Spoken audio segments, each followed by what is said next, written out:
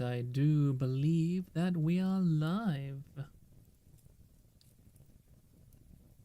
Hello, chat. Is everything working? Yes, I do think that it is, for a change. You will have to forgive me if anything happens to break, for it has been quite some time since I have actually used only barely serviceable. Hello, Maniacal Foreigner. Hello, Murray. Hello, Mr. T800. It has been quite some time, but I thought that he's on time. Yes, I am usually on time. You seem to forget that usually the main reason I am not on time rather, is because YouTube will just sit there and wait for like a minute or so to actually register my stream connection from my only barely serviceable. So it is most frustrating for me to be on time and then just physically be incapable of starting the stream, because YouTube, even though it is quite literally showing me an icon saying excellent connection, will not actually let me hit go live and start the stream for you. Because, you know, why would it? Why would any of this technology that has been in service for literally 2 decades at this point, why on earth would it just work for a change instead of being the way that it is, which is a massive pile of broken annoyances that I have to deal with and I somehow have to wade through in order to make it live on air, in a process that at this point in our species evolution we should actually have made at least somewhat serviceable and streamlined. N-shitification. It is most certainly a case of N-shitification. I do watch that YouTube channel myself, so I'm well aware of this process. But anyway, gentlemen, I had a very interesting time over in perfidious Albion. I have now returned from those golden shores, and I have no particular desire to return until Vexpo 2025, which I am very confident will be a thing.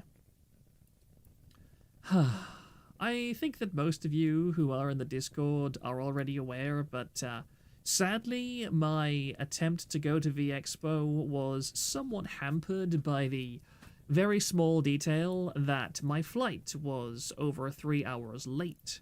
And in fact, at one point, it was nearly cancelled. Apparently, there was some kind of mechanical fault that they were able to sort out, which was not particularly reassuring. But fortunately, the flight between Ireland and England is less than 40 minutes. So once I was actually out of Dublin Airport, I was able to make a very easy transfer across the wide blue yonder and into Birmingham. Was it a Boeing plane by any chance? I think it was a Boeing 737. Like, it was a very small plane, and it was also Ryanair. Ryanair is the most budget of budget flights that you can possibly get. It was very cheap, something like less than €100, and yeah, it was not a particularly comfortable experience. It's like 3 seats to an aisle on, no, about, what is an aisle both sides of the plane? I think an aisle is both sides of the plane. Something like 6 seats to a row, and all of them are tiny in a very small plane. So yeah, if you had to spend like 2 or 3 hours on one of these flights, I do think you would qualify for protections under the Geneva Convention. It is not a pleasant experience, but for my second and third flight, well, I suppose third and fourth, because I went to America in 2019.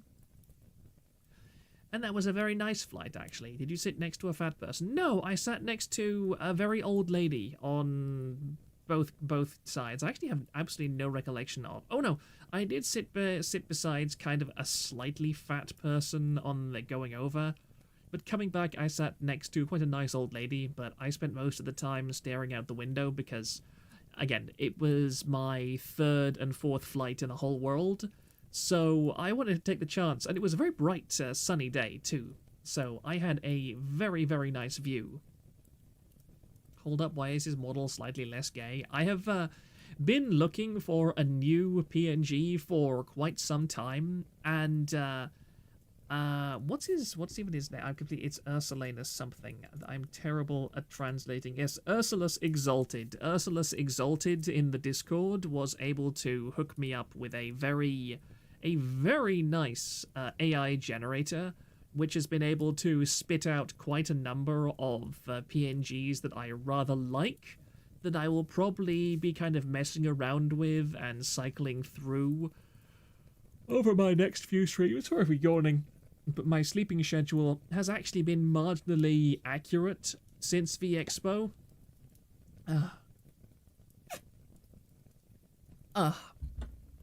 So I am just a little bit more sleepy than I normally am. Please forgive me. Oh, blimey, did you hear my bone crack just then? Good grief. But yes, this is a PNG created by Ursulus Exalted on the Discord, and I really, really, really like it. This man just killed 6 million artists with AI just to get a slightly less gay PNG. Hello, Aquatic Invertebrate. Hello, QQBeamy8. I don't think I've ever seen you in my chat before. Unfortunately, YouTube chat does not tell me when first-time chatters are saying something, unlike Twitch chat, which I find quite annoying. Yeah, was genuinely really amazed at how good the AI image generation was for the kind of things that I wanted. I would say that for a PNG like this, I'd probably be paying a good $30 or $40 at absolute bare minimum from like a starving Indonesian artist. If it was a European artist for something like this, yeah, something like it's 70 or 80. I think it's technically full body, but I mean, I don't need a full body model, so I've just got it sat in the waist down. But yeah, I really like this look. I actually do enjoy it quite a lot, because see, the only annoying thing is that it's unable to process the kind of complexity that I want, because if you Google a golden pheasant, I've noticed that image generators have a great deal of trouble with any kind of species name which is just two words which can individually mean much more common things. For example, if you ask it to produce a golden pheasant, now a golden pheasant is a species of pheasant. It'll just produce a regular, like, standard pheasant, except it'll paint it gold. So it doesn't recognize that it is a unique species of pheasant that I'm specifically asking it to create. It just goes, oh, he wants a pheasant, and he wants it gold, not a species of pheasant that happens to have gold and colorful plumage. My perfect idea for a PNG would be something along these lines, where it is like a character whose hair resembles something like an Indian headdress, except it's the colored plumage of a golden pheasant, because I think that is an extremely beautiful bird that I have found myself most attracted to. It also helps that Kirsha considers the golden pheasant to be an extremely attractive bird. She is somewhat enamored with my golden pheasant that I own in real life, who happens to fit the mold of her previous boyfriends incredibly well, in that he is a violently abusive little psychopath who will savagely attack anyone he doesn't like for no reason whatsoever, even when they are being very nice to him. So yeah, her pattern recognition is honestly terrifyingly clairvoyant. Do they not have tag separation? The version that I'm using, allow me to just look it up. Give me one moment, please. Flux. I will just put it in the stream chat, and I shall pin it. That is the AI system that I've been using. And to get this particular style, because it uses random seeds, and I think what the seeds are like databases of AI types. The seed for it is 351368577.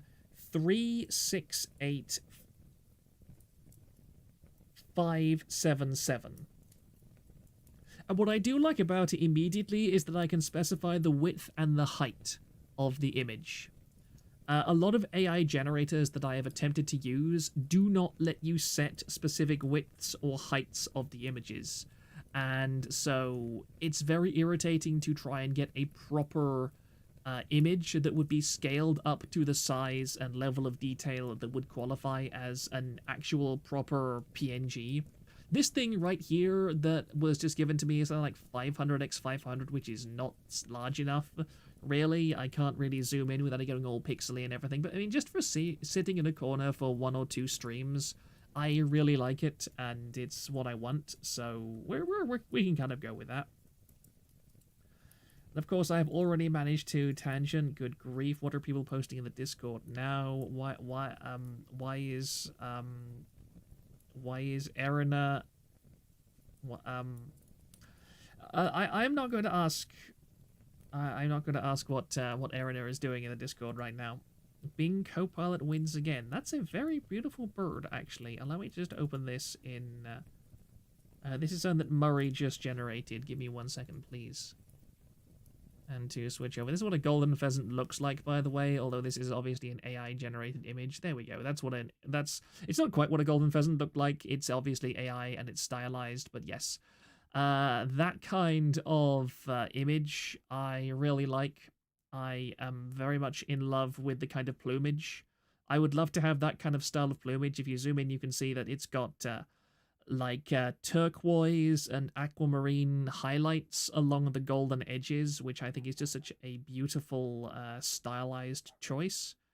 And it's also got the bright turquoise and emerald kind of backing on the back of the neck, which I would love to just have as like a headdress style headpiece for a character of mine to wear, because I just like how dramatic it looks. I apologize if there's barking in the background, by the way. But yes, that is a very nice thing that I like a lot. Another annoying thing is that AI generators have a problem with backgrounds. It's very difficult to... I don't spurg out Magdalena's Rex. I don't spurg out about AI art too much, but AI art always looks grimy and uncanny to me, and I don't like it. You're probably just not using good generators. The major problem with AI art, in my experience, is that people use the same, basically are incredibly lazy. They use, I think it's like, how do you even say it? Like LoRa's or whatever, which are basically like the AI training data. They use the same training data all the time and the same repositories. So like all of that AI 3D porn that has been absolutely spammed everywhere on the entire internet, that is all from a single database, which you can very obviously tell the moment you look at any kind of face or anything. You can tell they all use the same shader style. They all use the same facial structure and everything. Whereas in reality, there are like hundreds of thousands of databases that all have unique styles. Like this thing, if you blow this up at the full scale, it can go up to like 2000 x 2000 pixels, and it looks as realistic as anything that you would draw in Krita. Like occasionally it messes up the hands a little bit, because hands are always a massive problem for AI, but when you generate stuff with this, the only tells that you could possibly see that it is AI is maybe something on the back doesn't quite connect in a fluid manner to the front. That's it. Like, I think that we are now at the stage where AI can comprehensively take over from a large majority of artist jobs, and frankly, I think that's a good thing. Sugi, if you want it to look unique, you pretty much have to put together your own stable diffusion, at least in my experience. Yes, like this fairly generic anime look has got thousands and thousands of repositories, and I don't really care for anything more expressive than this right now, obviously. Somebody said earlier... let me just scroll back up chat for a second to see what I missed. Proctor, did you meet Pippa, the blue one, not the pink one? I don't think you met... hopefully you didn't mean to type meet Pippa.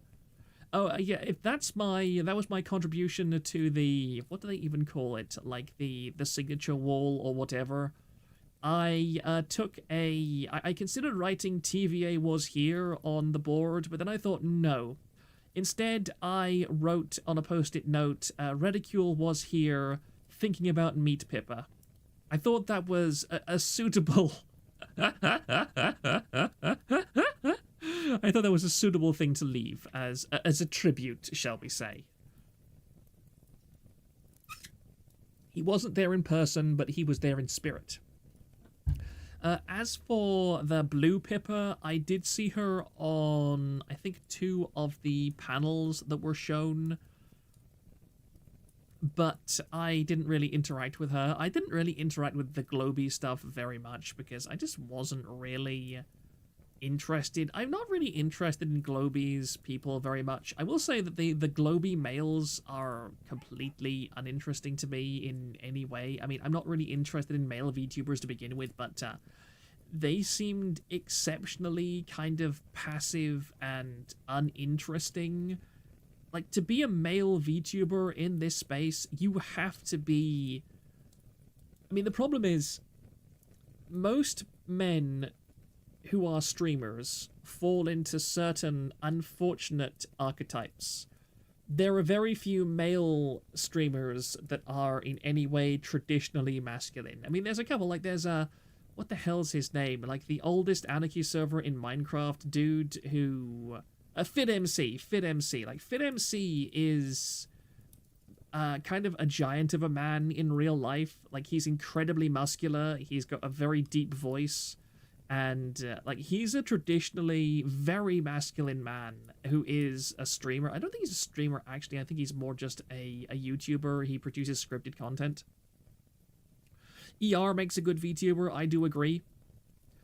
So yeah, the majority of people that want to be streamers who are men are not going to be traditionally masculine, and then you have the male streamers who don't want to show their faces on stream, who are probably going to be even less masculine.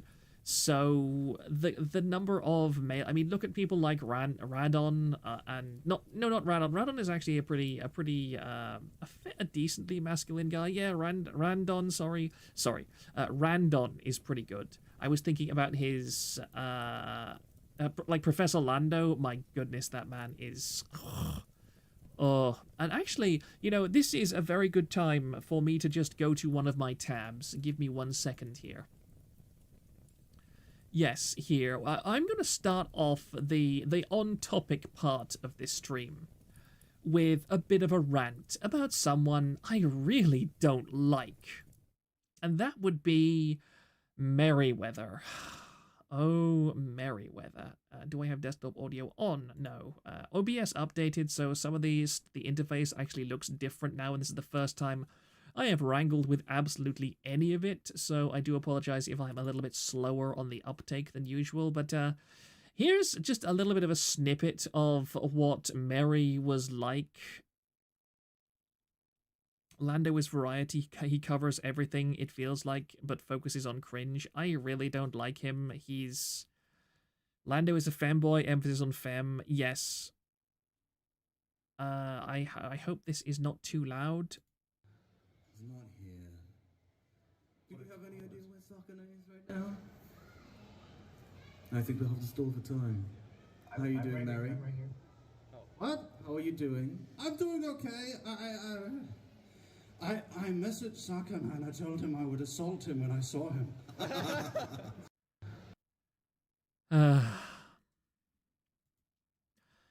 I really hate Mary. I really do. I just do. I'm sorry.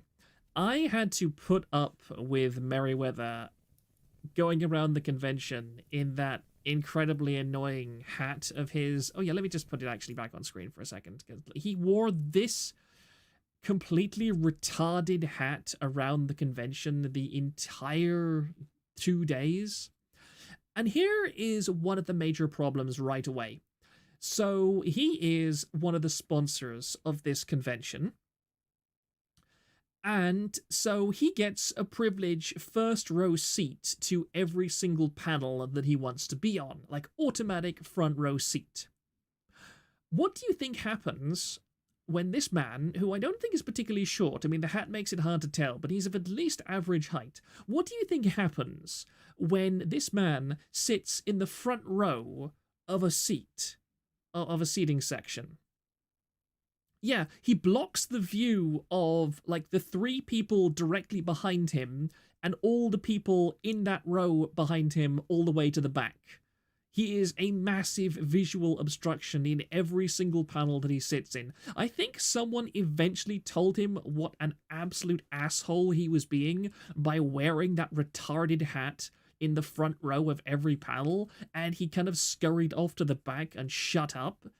And I appreciate that about him, because at the very end, somebody told him, or maybe he just realized it himself because I never sat near him anyway, that I actually saw multiple people get up and move to different seats when they realized that he had sat down in front of him. That was, and I could see, there was one guy I met who did sit down behind him, and after a while he just got this look on his face, this really irritated and infuriated look, because Merriweather is a twitchy guy. He is always moving. He has got the autism twitches just up to 10, and it is incredibly annoying. It is completely infuriating. I wanted to punch him every single time I saw him, because every time I saw him when he was walking around this convention, he was doing this ridiculous little dance. He would stop every 5 feet and do like these 3 random dance moves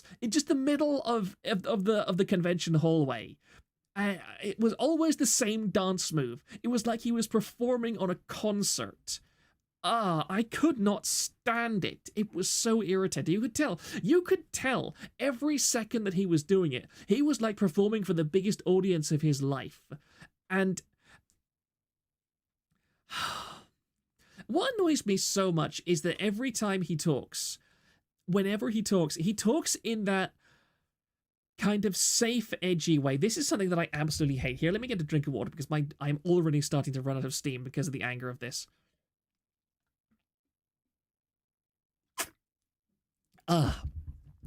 So Merriweather is a safe, edgy person. I profoundly despise safe, edgy people. Safe, edgy people are the kind of people who obviously want to say things that they know won't be acceptable. So instead of saying what they know won't be acceptable will make them look bad because they've got no spine, they look for the things that society has decided are safe to say. They're the kind of people that make "I hate white people" jokes when they know that they would be torn limb from limb if they made "I hate black people" jokes. Like, it's that kind of safe edgy. It's the societally prescribed form of edginess that is trendy and popular with the normies. He runs a comic site and tries to be everyone's friend, but is a doormat as a result. Yes, this man has just radiates soy boy doormat energy. And every single joke on every panel that he was on, like, I did attend his Astroline panel because I like Lumi, and my god, he is an infuriating presenter. Like, he's constantly trying to interface with you in the most, like, fake and artificial way possible. He is the definition of "hello, how do you do, fellow kids" when he interacts with an audience. It's so infuriating. I really genuinely despise this man. And like he embodies, like, you'd think that reading through his Twitter profile, the way he acts on Twitter, it's not, somebody can't represent their entire personality via their Twitter profile. No, he really does. He's genuinely like that in real life as well. You can tell that every time he makes a joke, he is kind of waiting for the applause. He's waiting for that moment of feedback where he decides, is this something that I should buy into, or is this something that I should immediately disown and grovel on my knees and beg for apologies over, because it didn't make every single person in the audience laugh or giggle or smile or whatever. Danny D, if I remember correctly, he's Turkish and Norwegian or Dutch, one of those North countries, but lives in JP. Does he actually live in Japan? Good grief. Good grief, how on earth the Japanese have not shanked him, I don't know. Because, my goodness, he must not fit well into Japanese society at all. So less Fillion that will make edgy joke, yet will find every other word to not curse. Kind of. He's like the anti-Fillion. Like, I quite like Fillion's... Like, Fillion has Zoomer humor, and she's a really kind of dumb, silly person, and I don't like her energy very much, but... Oh god, he really is a dog waiting for approval? Yes. Yes. He's more Turkish than anything because he spent 10 minutes of his Pibba collab crying about being called a roach. Did he really? I have not actually watched that collab. If somebody has a clip of that they could post in the Discord or whatever, I would most delightedly watch that. I would love to watch this person crying over being called a Turk roach. But yeah, this we're all aboard the Merryweather hate train right now because I can't stand this man. And again, I just want to emphasize, I don't hate him. Well, I do hate him, but it's like not sincere, passionate hatred, but I just really dislike how he has obviously no personality whatsoever besides what he thinks will make will make the largest majority of the audience at least passively like him. And it just doesn't land. None of his jokes land. His personality is fake AF, as they would say. It just really bothered me every single time I saw him during the convention. It was very irritating. That entire Pippa stream is very mask off for Merryweather's beliefs. It's pretty gross. Oh yeah, and like here's the thing. Merryweather has some skeletons in his closet too, because Merryweather these days tries to be this wonderful and awesome and amazing every person who would like never say anything naughty, who would never do anything bad, who is always the normie's friend, whereas that is a complete and total lie. Because give me just 1 second while I scroll down and I find it, because I have this on my list somewhere. Yes, here it is. This guy is absolutely talking out of his ass, because this is what he was doing before all of this. Let me just put it up on my screen. Come on, open a new tab, opening browser. There we are. Yeah, anyone remember this? Does anyone remember this? Yeah, as HTTN literally just said. Yeah, this was his past, by the way, before he became the normie lover everybody adores and everything. Yeah, as Iru Mao said, oh yeah, first time I ever saw Merryweather, he was on the kill stream talking to Ethan Ralph. And as I was about to say, HTTN, his farm's history will destroy him one day. Yeah, Merryweather was a Kiwi Farms user, okay? Whenever Merryweather says, oh, he's a lovely, wonderful person, no, he was a Kiwi Farms user, okay? And while obviously I don't think that Kiwi Farms is the horrific and dreadful hive of evil trolls and doxers that the normie culture makes it out to be, but yeah, he's talking out of his ass. Yeah, he changed tune to get popular. Exactly. He's a panderer. He's a panderer to the nth degree. His account is still on Kiwi Farms. Don't be fooled. I like his webtoon. It's decent. I mean, I have honestly never read any of his content that he put out, but I just want to... Isn't he a total menhera? I mean, he's a Central European male. They're all kind of menhera.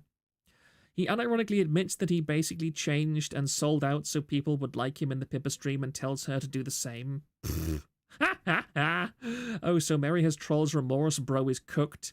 He still actively posts on funny junk, not as much as he used 2 years back. I mean, I can't really judge that because, I mean, well, I used funny junk for a while too, so, well, I mean, I use funny junk for memes and so on, so I don't care. I think, isn't Funny Junk known as some kind of far-right place now? Because it's where a bunch of far-right memes are posted or whatever? Monaco Foreigner, I think the worst part of the Merryweather thing was the hypocrisy. Norm MacDonald, probably. Yeah. Now, I just want to emphasize, if somebody wants to change the style of their content to appeal to a different audience, that is 100% acceptable. Like, I want to change the style of my content. Well, I mean, I did change. I don't say I changed because I basically stopped. Like, for a while, I was doing pseudo-drama content on this channel, and eventually I decided I didn't like it very much, but that was because I didn't like the mindset that it was putting me into. I didn't really like waking up in the morning and going, How has somebody screwed up their life today, and how am I going to find it funny? After a while, that just wasn't a pleasant mindset to be in, so I just kind of burnt out on the whole thing. Gigadramon 6, it's not a left-wing echo chamber, and the admin doesn't ban people for making even extreme un-PC stuff, so it's far-right by modern parlance. That's a good point. That's a good point. Mary calls... Oh, Mary says he matured out of edgy humor. Yeah, I don't believe that at all. Again, this thing about Merryweather is that it feels his personality is completely artificial. I don't believe for a second he has actually changed. I believe he's just changed his content. And I think there's a major difference. Like, if I change my content, I want to change it because the person who I am has also changed and does not want to do that content any longer. And I consider it no different from, say, if you started out as a Minecraft channel, and after 5 or 6 years of doing Minecraft content, we're like, you know what, I started playing Minecraft when I was 17, I'm now in my mid-20s, I think maybe I ought to change, this doesn't really represent who I am, I've moved beyond that kind of carefree, adventurous, and just kind of mindless spirit I used to have with Minecraft, and I would like to do something more mature. That's okay, that's fine, because that's a natural progression. Maniacal Foreigner, he's very, yeah, and also, oh, sorry, I can't see the, what your text is on that background. Danny D, sorry, he's very much putting on a mask. Yeah, I agree. Yeah, Maniacal Foreigner, I unironically have more respect for Futakuchi Mana than Merryweather. Yeah, because at least Futakuchi Mana is not ashamed to be outright political. If Merryweather was outright political, I would have a tiny bit more respect for him, because at least he would be trying, but no, he is absolute, like, SSRI dick levels of flaccid. That's what he is as a person, and I really disliked it every single time that I saw him. Sounds like 80% of streamers. Well, I mean, if you get 100, something like 100 CCV, you're in the top 0.05% of all streamers worldwide. So yeah, there's an awful lot of like Sturgeon's law at play with streaming. Merryweather just happened to get popular. In fact, what even is Merryweather's like CCV when he streams nowadays? I have no idea. It's probably decent because, I mean, he's not a bad speaker. There's nothing wrong with his ability to communicate. It's just that he triggers every single one of my "this is an insincere asshole" vibes in my head, and I don't like that. That's what really, really pushes me, and I just profoundly dislike it. I like how people are posting on the forum now. Ex-lurker has said, "No, we lost the femboy model," and then No Way Dude says, wait, I've never seen this guy before. Oh, he's got 299 messages. Female/gay viewership down 50%. Oh no, yeah. When I posted a preview of this model on, well, I didn't post the preview. It was Ursulus who posted the preview, because I didn't generate this myself, I just happened to like it. He only got popular thanks to Hing Hoi. I have no idea what Hing Hoi is. That sounds like some Chinese thing? Gigadramon 6, oh, he absolutely filters himself. I mentioned funny junk because the dude is less filtered in what he says there. It's 100% a mask. Yeah. And I don't like that. I don't like that at all. And I think there are definitely circumstances where it pays to be filtered. For example, I filter myself a bit on stream because, actually, I wouldn't say so. I try my best to be fairly genuine on stream. It's just that obviously no streamer is 100% genuine. But I mean, there's a difference between filtering yourself in terms of the social interactions you are currently undergoing and just putting on masks between different people and then just being one person to one person to one person and another person to another. I don't like that at all, and I try never to be that. I try to always be the same person whoever I'm communicating with, which is ironic considering how much fun I have as a role player. Or had before the scene was completely and totally corrupted. But to move a little bit on from the whole Merryweather hate bandwagon, somebody on the Discord, I'm sorry, your username is currently truncated because I'm in streamer mode. Oh yes, this is Shipmate F. He had a bunch of questions for me that I will now do my best to answer. So I will go through these as soon as I have another drink. Hing Hoi is the artist who drew memes that Mary wrote the scripts for. Okay. Well, I've never heard... I don't know any of the memes that Merryweather has ever created. I am sure they are very bland and not exactly the kind of thing that I would be into. But anyway, Shipmate F asks, first question, was the hall flooded? How was the pedestrian flow? Could you reach every section of the event with ease? And the answer to that is it varies. When it was opening times for both days, obviously it was rather packed. There was a huge queue of people that were kind of doing a loop-de-loop around the Artist Alley in the mornings of both days. But I mostly just stuck to the sidelines for most of the convention. I prefer not to go into large, long queues or lines. I prefer to walk around as much as possible. In fact, the first day that I was there, I felt really energetic the entire day because I got something like 8 hours of sleep because I was able to go to bed quite early, and I was really, really walking around quite a lot. And it was not too bad weather either. It was fairly cool inside, so I was very physically active pretty much the entire convention. And as HTTN said, the little crowd that filled it out as people went to panels, yes. The very first panel, the one that we just showed a clip from, which was the Fishman interview, that was completely packed. That was, full house completely. The initial concert on the Friday, the premium concert, which I was not able to get into, that was on a first-come, first-served basis, and that was, because my flight was delayed, I was unable to get to that concert. I'm a bit depressed by that. It was very irritating. But apparently there was a bit of audio scuff in the premium concert on the Friday, and the concerts overall, I'll talk about those in a minute. In fact, though I will just say, the main concert stage was actually quite disappointing. I didn't like the acoustics on the main concert. The side panel concerts, or it was called the mixed stage, those were actually much nicer. I thought the acoustics for the mixed stage was much better than the main concert hall. It was a smaller space. It didn't, as Starlegs said, the opening concert was packed. Allow me to just go on Vexpo's website and see if they still have VTuber Expo sponsorship events schedule. No, that's the schedule. It doesn't.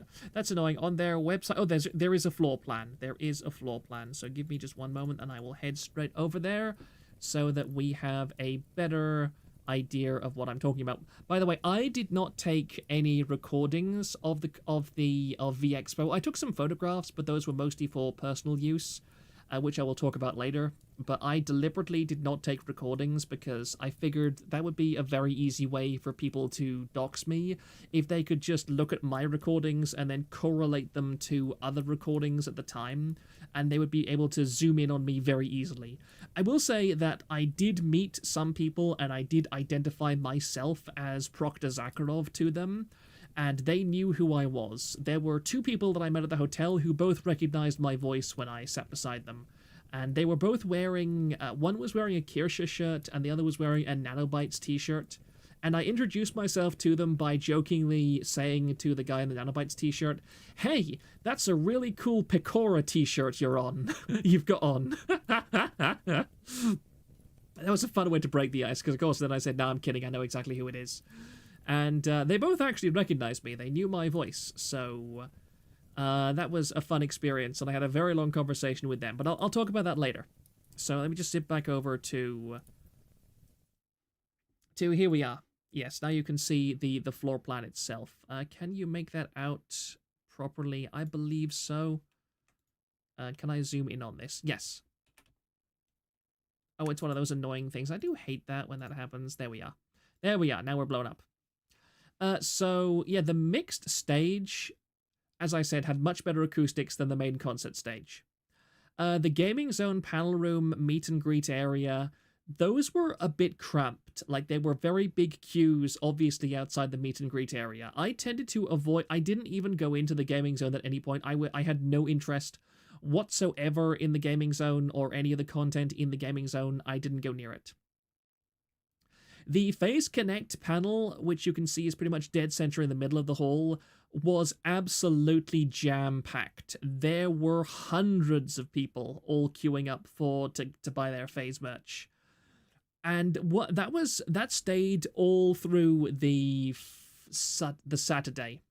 Because apparently the moment the Phase booth started taking orders, their unique payment processor system broke down.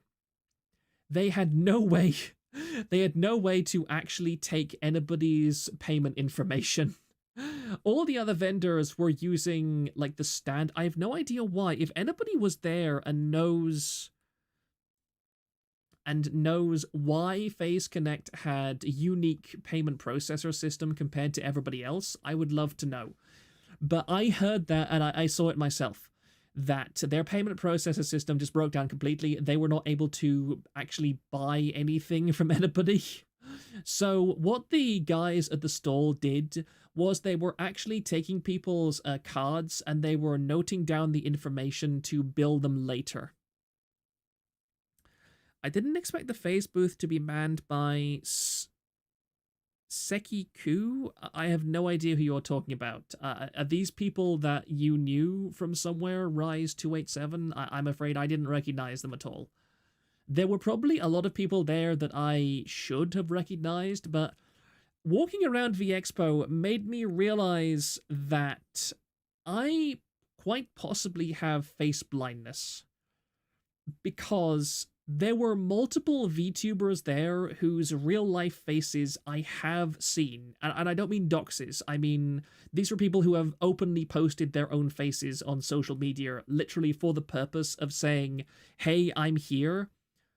And I studied those photographs very carefully so I would recognize them. The only one that I recognized was Lumi. As in, Lumi from the Finnish Looney. The Finnish Lumi. Why did I say Looney? And I only really recognized her because she was wearing that tail. And it was really funny that I saw her once or twice during day one, but at that point on the Saturday, I hadn't actually realized she was there in person.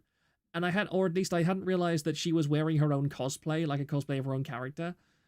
And so I just kind of thought, oh, it's somebody just wearing a generic White Wolf cosplay or whatever, so I ignored her. But then I realized on the Sunday, oh wait, she's actually here in person. And there was, just outside this VTuber Expo, there was a Londis, which is like a budget convenience store in the UK. And I, on the second day, decided to go there to buy a pen to give to VTubers that I met so that they could write the autograph book that we are given. Because Vexpo gives everyone an autograph book to get both... Every booth had, like, Phase, Noah Talent, etc. They all had stamps, and if you bought something from one of those booths, you would get a stamp in your autograph book. And you could also, of course, use the autograph book for the VTubers you met. So I went into this Londis to buy myself this pen. I take the pen, I take it to the till, and I pay for it. I now have my pen. I turn around. Right behind me is Lumi. Like, she literally walked into the shop right behind me as I was swiping my card to pay for my pen.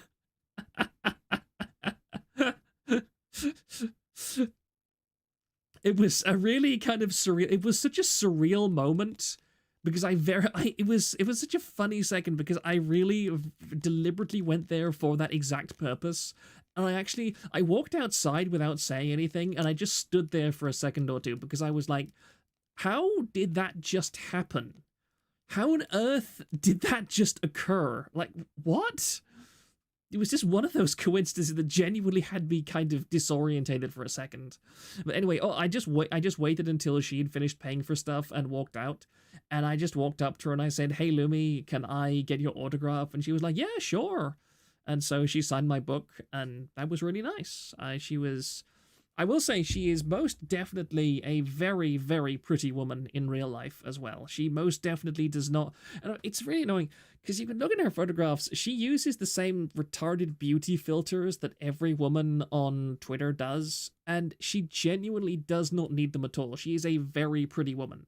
And I looked at her, I was able to look her directly in the face. She wasn't wearing huge amounts of makeup or anything. All that stuff that you see in her photographs, that's all filters. She basically doesn't wear makeup in real life, as apart from like light lipstick or whatever. She's a very, very pretty woman.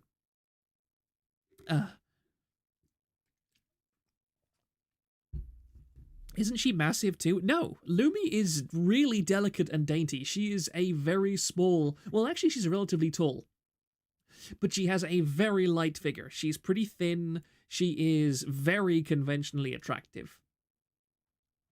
And that also is the case for Bree, actually. Bree, who was Sherry Lupina from V Reverie, one of the ones who quit, who I tried repeatedly to get into contact with, to talk to about why V Reverie collapsed the way it did. And I was not able to communicate with her, which was very irritating. But yeah, she was at the convention too, and I managed to get her autograph as well. And she was another person who posted pictures of herself on social media to let people know where she was. And it really was weird to me. I actually had to hear her voice in order to realize, oh wait, that's Bree. Because I looked at her several times, because she was walking around quite openly on the hall, and was like, just normally interacting with people. She didn't wear a mask, by the way. Like, her face was completely open and uncovered. The one that booked her plane to Birmingham AL, yes. Yes, that Brie. That Brie. I have no idea how on earth she managed to get to... She obviously got it sorted. Yeah, I thought she was one of the tallest IRL VTubers. I mean, I think... Yeah, actually, now you mentioned it, I think she was about as tall as I was. And I'm like 6'1" or 2. A little bit shorter than me, so at least above... Maybe slightly above average for a woman. But Brie, on the other hand, Brie is tiny. Brie is a really, really, really tiny woman. She's very, very thin. She's very, very light. She's very, very delicate. She's quite pretty. She is quite a pretty woman, is Brie. I don't know how old she is, but she doesn't look particularly old at all. And when I say old, I mean, like, she definitely does not look like a hag. She is not, perfect hag hours or anything. Zuli, Proctor just wanted that tail from her, though from my understanding she basically designed her VTuber model to be like her. Yeah, her VTuber model is basically a much curvier version of the real-life Lumi. She is definitely not a really curvy woman. She's got that delicate kind of... Well, she's got that delicate Nordic woman build. It's quite tall, quite slender, and again, very conventionally attractive. And same with Brie. She's a very cute woman, but she's also a lot shorter, a lot smaller. And I was, because of the angle that she took her selfies, I was actually looking for someone who was a lot taller. It was unironically a case of, I thought you'd be taller in real life. But it was fun meeting her. I only asked her for her autograph. I didn't try and engage in any conversations with the VTubers that I met with one exception. There was actually one girl that I did meet who I will just go and show right now. Where is it? Yeah, here. This woman I met. Tab over. Yeah, we are tabbed over. Good. Mally Sprout, who is a small Twitch VTuber. In fact, I think she is literally live right now. And she's got. Let me just scroll down a bit to show her model. Oh, sorry, I'm dying. I'm dying of too many tabs. Like, that's her model. She looks pretty alright in real life, and she was there with a bunch of her friends. She is kind of, like, if you go to her stream, this is, by the way, she made this. This is her own model and her own rigging. And apparently she's doing rigging and models for all of her friends too. And she was quite a nice person to talk to. I might actually slink her a Twitter DM or just message in her stream sometime, because we had quite a good conversation. We talked a bit about VTuber stuff, and we talked a little bit about the awkward drama and nonsense in the stream, in the scene rather. She came across as pretty put together and pretty sensible and pretty grounded. So, I mean, yeah, for like a 20-minute conversation. Apparently she does lewd stuff, and she's got like LGBTQ tags on her, whatever, but I didn't get any kind of rainbow vibes from her in any way whatsoever. One of her friends was wearing a they them pin, but I mean, that was it. Again, in fact, there was almost no rainbow representation at the convention whatsoever, really. There was 2 artists there displaying at the artist alley. One of them had a wall of like LGBTQ they them persona, not sorry, pronoun pins that people were buying to wear. But I only saw barely any of them. I saw one woman walking around with a rainbow handbag. And another of the artists had a big picture of Bridget. Is it Bridget from Guilty Gear or whatever? Like the character, the man who is forced to cross-dress by his parents. And they had an artwork of Bridget wearing a pride flag and the words "Stay Mad Haters" printed on it. He's acting like he doesn't know. What do you mean? I don't know. I don't know what you're talking about, Kilgarth. That's God's honest truth.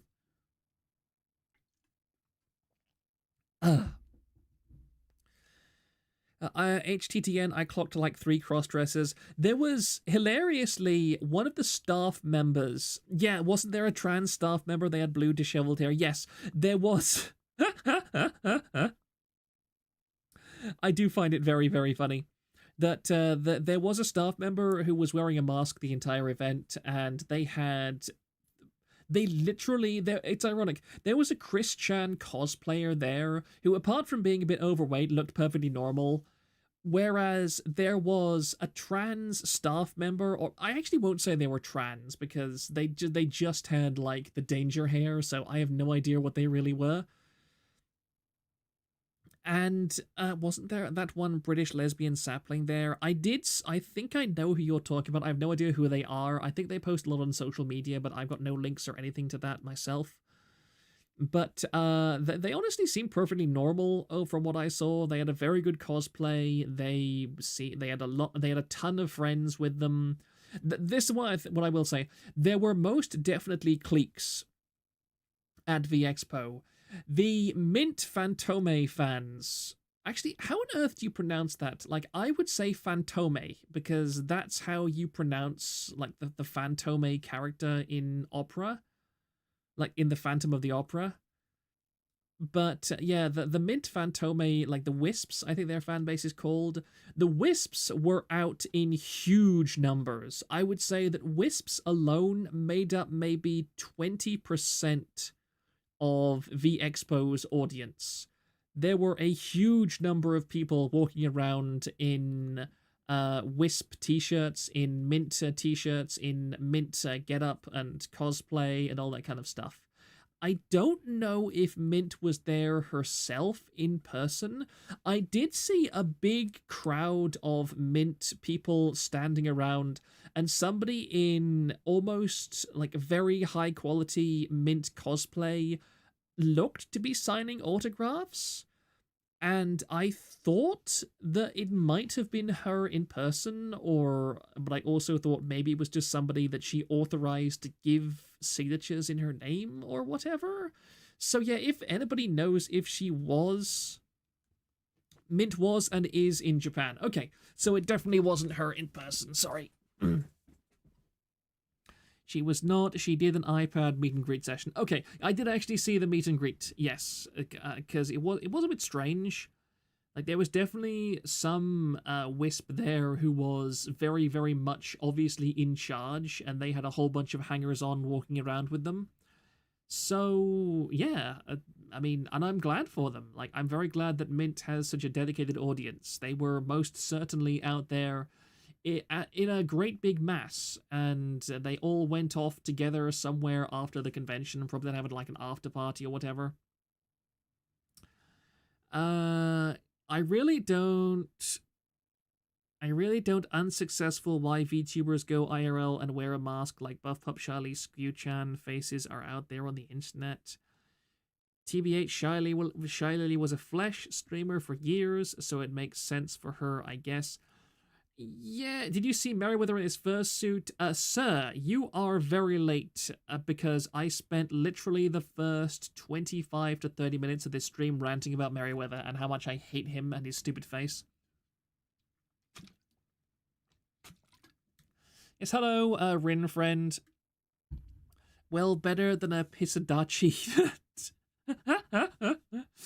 Yes, thankfully.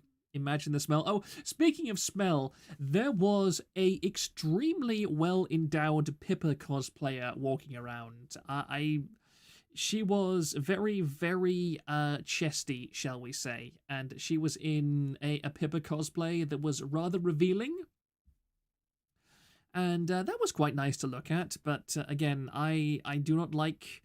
I will confess, I do find it a tiny bit creepy when busty women cosplay as kind of lolly style underage looking characters. I mean, I'm not putting the whole Pippa is underage nonsense. No, she's not, but it just is a little bit of a weird vibe to me. It's like whenever people post fan art of like thick Pippa or whatever, because I'm like, I'm not attracted to that kind of character, and I find it weird when people produce artwork of that character in a style that I would be attracted to. It's kind of a weird thing. Well, better than the Pissy Dachi that became her community name when she was Pomu. Oh, I see what you mean. But Kirsche is okay. Kirsche is like a 30-year-old woman, and there is no way you could listen to Kirsche's voice and think that she was anything but a 30-year-old woman. I mean, she literally calls herself a butch lesbian biker. Like, because that's unironically what she sounds like. And I like Kirsche because she sounds so mature, okay? I am very much drawn towards mature women. We like older women in this house, shall we say. Valet, I understand. Thank you. Yes, it was... I actually had a word with her. I said to her that I give her Pippa cosplay 1 out of 10 because she didn't have the stink. And she said, I'm very sorry, next time I'll not shower for a week before I attend the convention. Let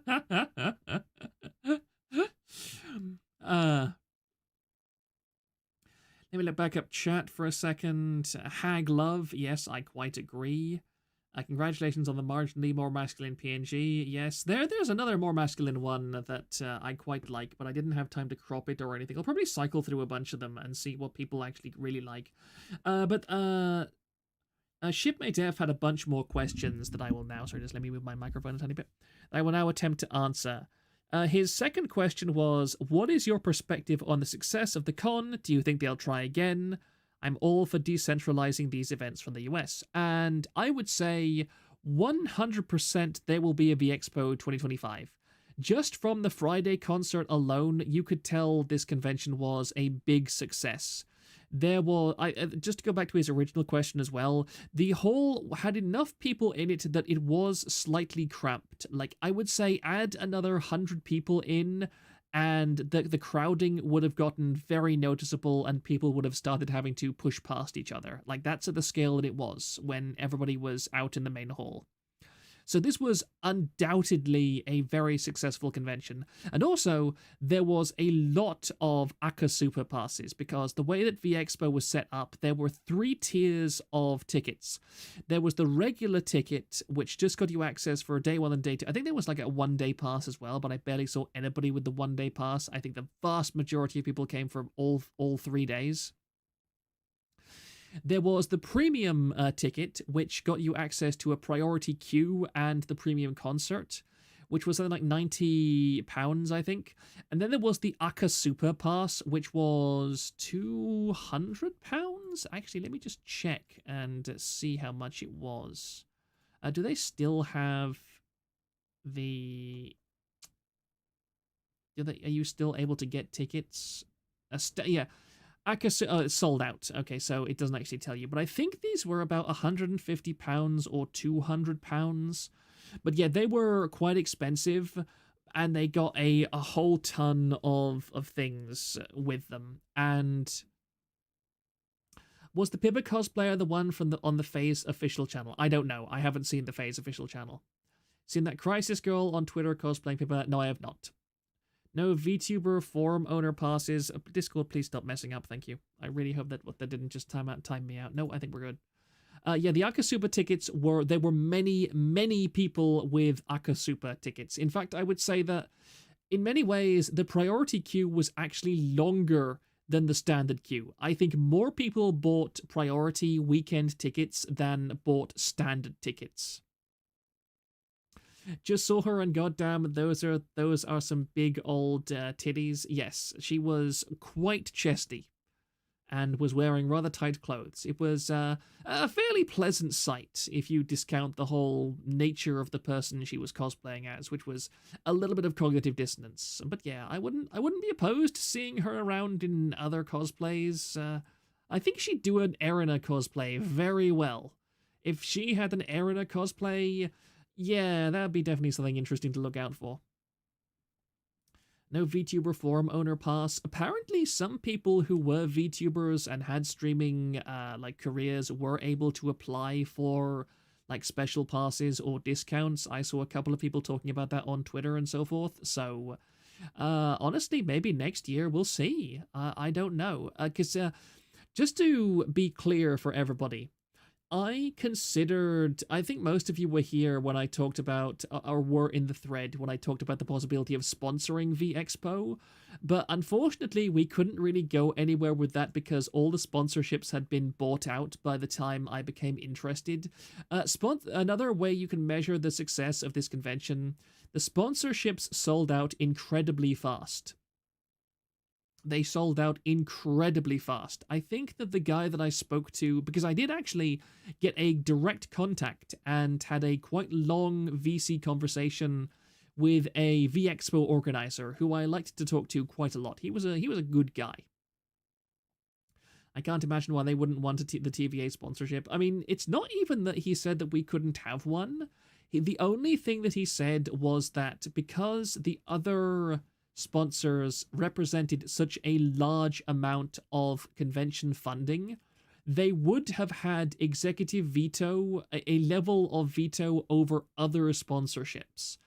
So basically, if FaZe Connect or Globy had said, we don't want you to have anything to do with TVA, they would have said, no, we can't have it. But I definitely 100% was able to talk to this guy. I said I was from TVA.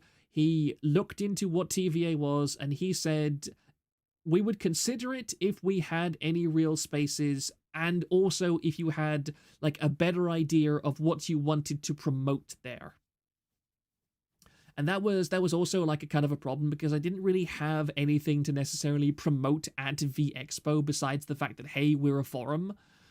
And I think that next year, because I am going to be doing another stream next week, next Monday, I hope, and I want to lay out some of the plans that I have for the future going forwards, because it's soon going to be TVA's 2nd anniversary in September. So I will definitely be doing an anniversary stream for, I forget exactly, it's the 9th or the 22nd of September, I forget, but it's definitely September, which will mark our 2nd anniversary, which I'm looking forward to a great deal. And yeah, next year in August, when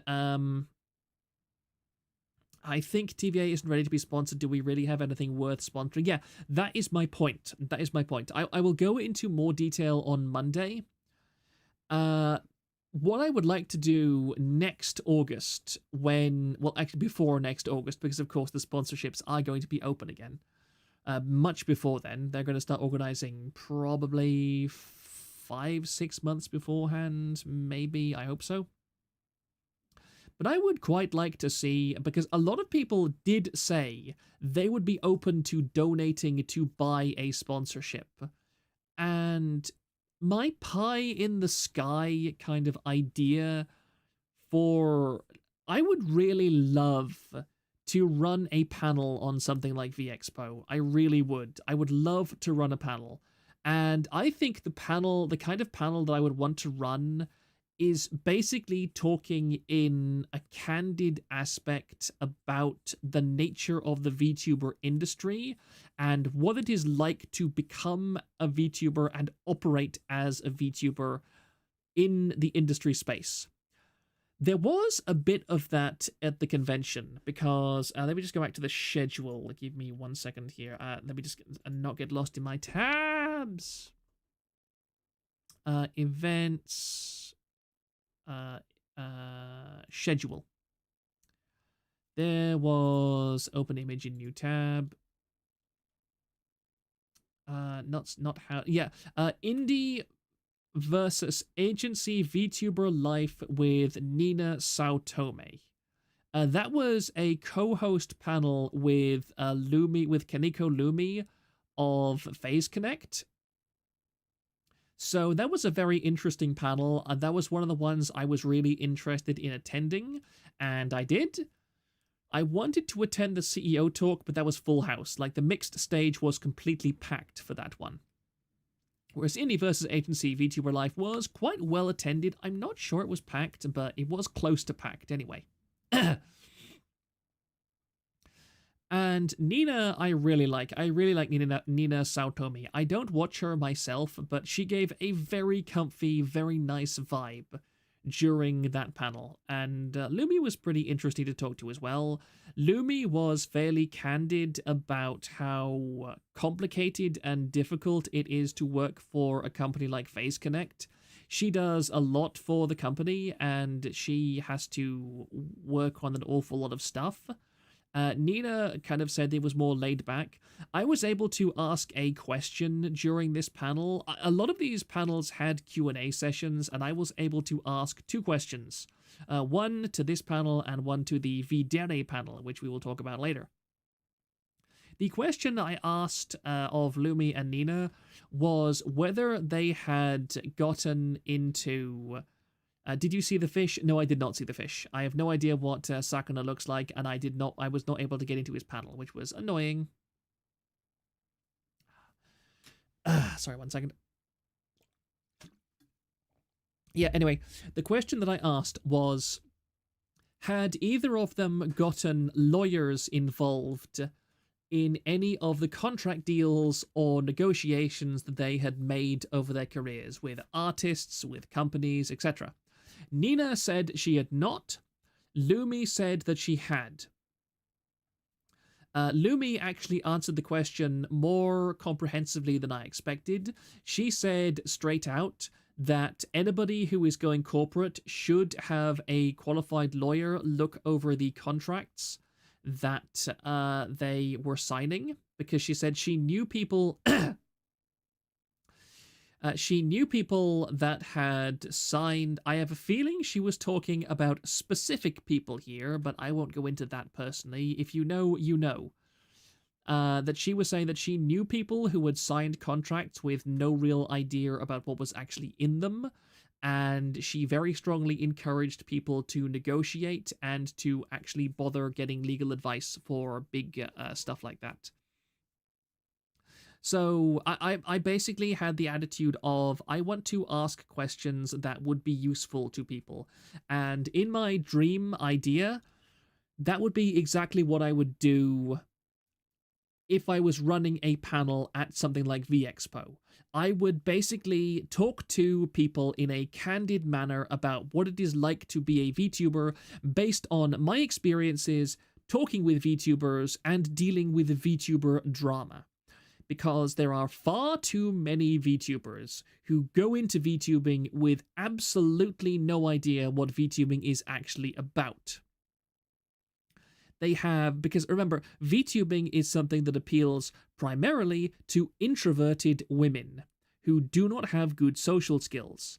And we just look at the Seething VTuber channel or Seething VTweeter channel on my Discord or on any of the Rec Room threads or anything like that. VTubing is a vicious, backbiting industry. And in fact, I said to Millie Sprout when I was talking to her that I had said to another VTuber that I know that after months of speaking to VTubers and observing industry trends, that it seems like the average indie streamer would stab you in the back if it meant they got an extra 5 CCV, and they would twist the knife for an extra 10 CCV. And she said to me, that is the most real thing you have ever said about this industry. Also, sorry, I'm going to belch 1 second.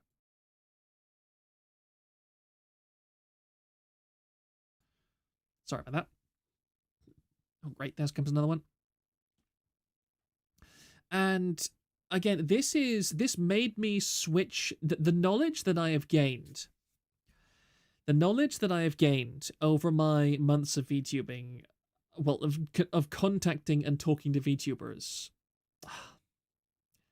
Again, I've literally had VTubers say to me that I'm the only person who has ever bothered to try and help them with their problems without demanding something in return, or without basically going, you know, I'm doing this, but I'm obviously doing it for selfish reasons because it'll make me look better to somebody else that I'm hoping to appeal to, like that kind of thing. I've had multiple VTubers tell me that. And like, it astonished me when I first started running TVA, because when I first started running TVA, I was pretty convinced that no VTuber would ever want to talk to me. I was optimistic that I would be able to convince VTubers to talk to me because, you know, I consider myself a fairly charismatic and reasonable person. But I didn't expect it to happen, and some VTubers that I did manage to talk to said that nobody would talk to me, but I mean, that's just not been true. I have been able to talk to a lot of VTubers, and it depresses me because I have never... I consider honesty to be incredibly important, because honesty in journalism is a resource, and when you squander that resource, nobody will talk to you because they are not going to take anything you say as good faith, and I don't blame them. You shouldn't take journalists at their word. And I don't consider myself a journalist, but that's kind of the role that I have informally fallen into. But I've always been completely honest. I've always said up front to every single VTuber that I have ever met, hello, I run the virtual asylum. And right there on the announcement page of my forum is an FAQ which says, my community is allowed to talk about your real life identity, your drama, your antis, your history, the bad things you've done in the past.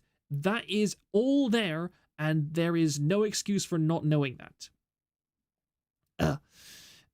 And yet, the majority of people that have responded to me have looked at all that, and they have gone, you know what? You're still the best person I have to talk to in this particular situation. And like, that is just a staggering indictment into how bad this industry is, in a way.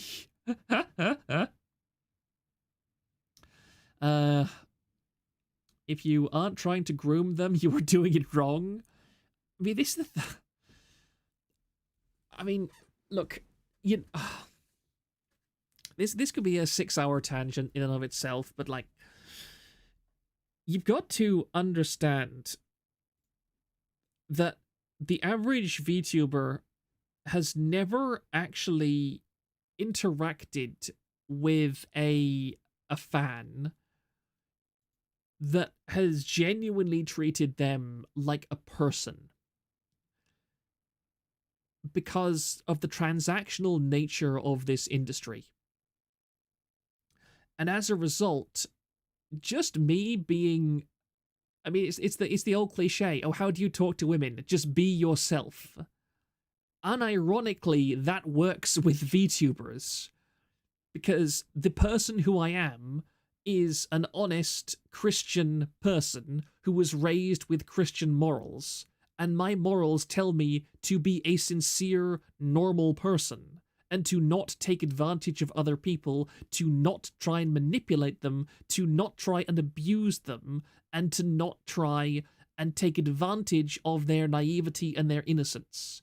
Whereas, look at people like Spooky, look at people like Kestraline, look at people like, oh, I forget, who the hell was it, like Henry and so on. Like, the average VTuber fan is kind of an insane person.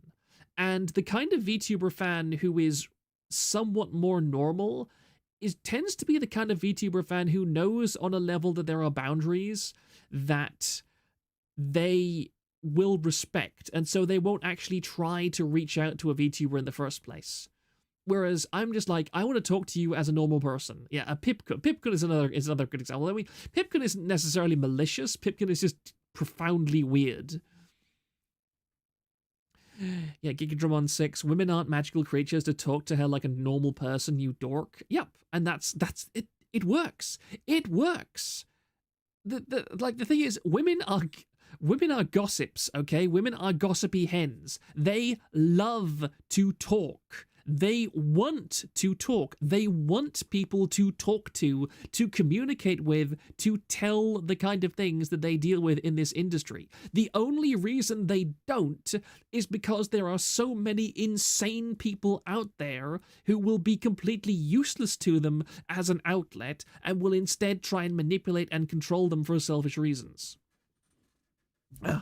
Like that's the case, and I will move on from this argument well, not this argument, but this topic, because it just drives me insane about how difficult this is. I'm not talking about you, chat. I'm not saying that you people don't get this. You people do understand, I feel. You understand what I'm saying. I'm only this passionate, and I am this emphatic about these things because I like to at least imagine that there are going to be people in future who look at the VODs of this kind of thing, who are not familiar with who I am, who are not familiar with my content, but who will derive some level of insight into the way that I talk about and the way that I explain these things.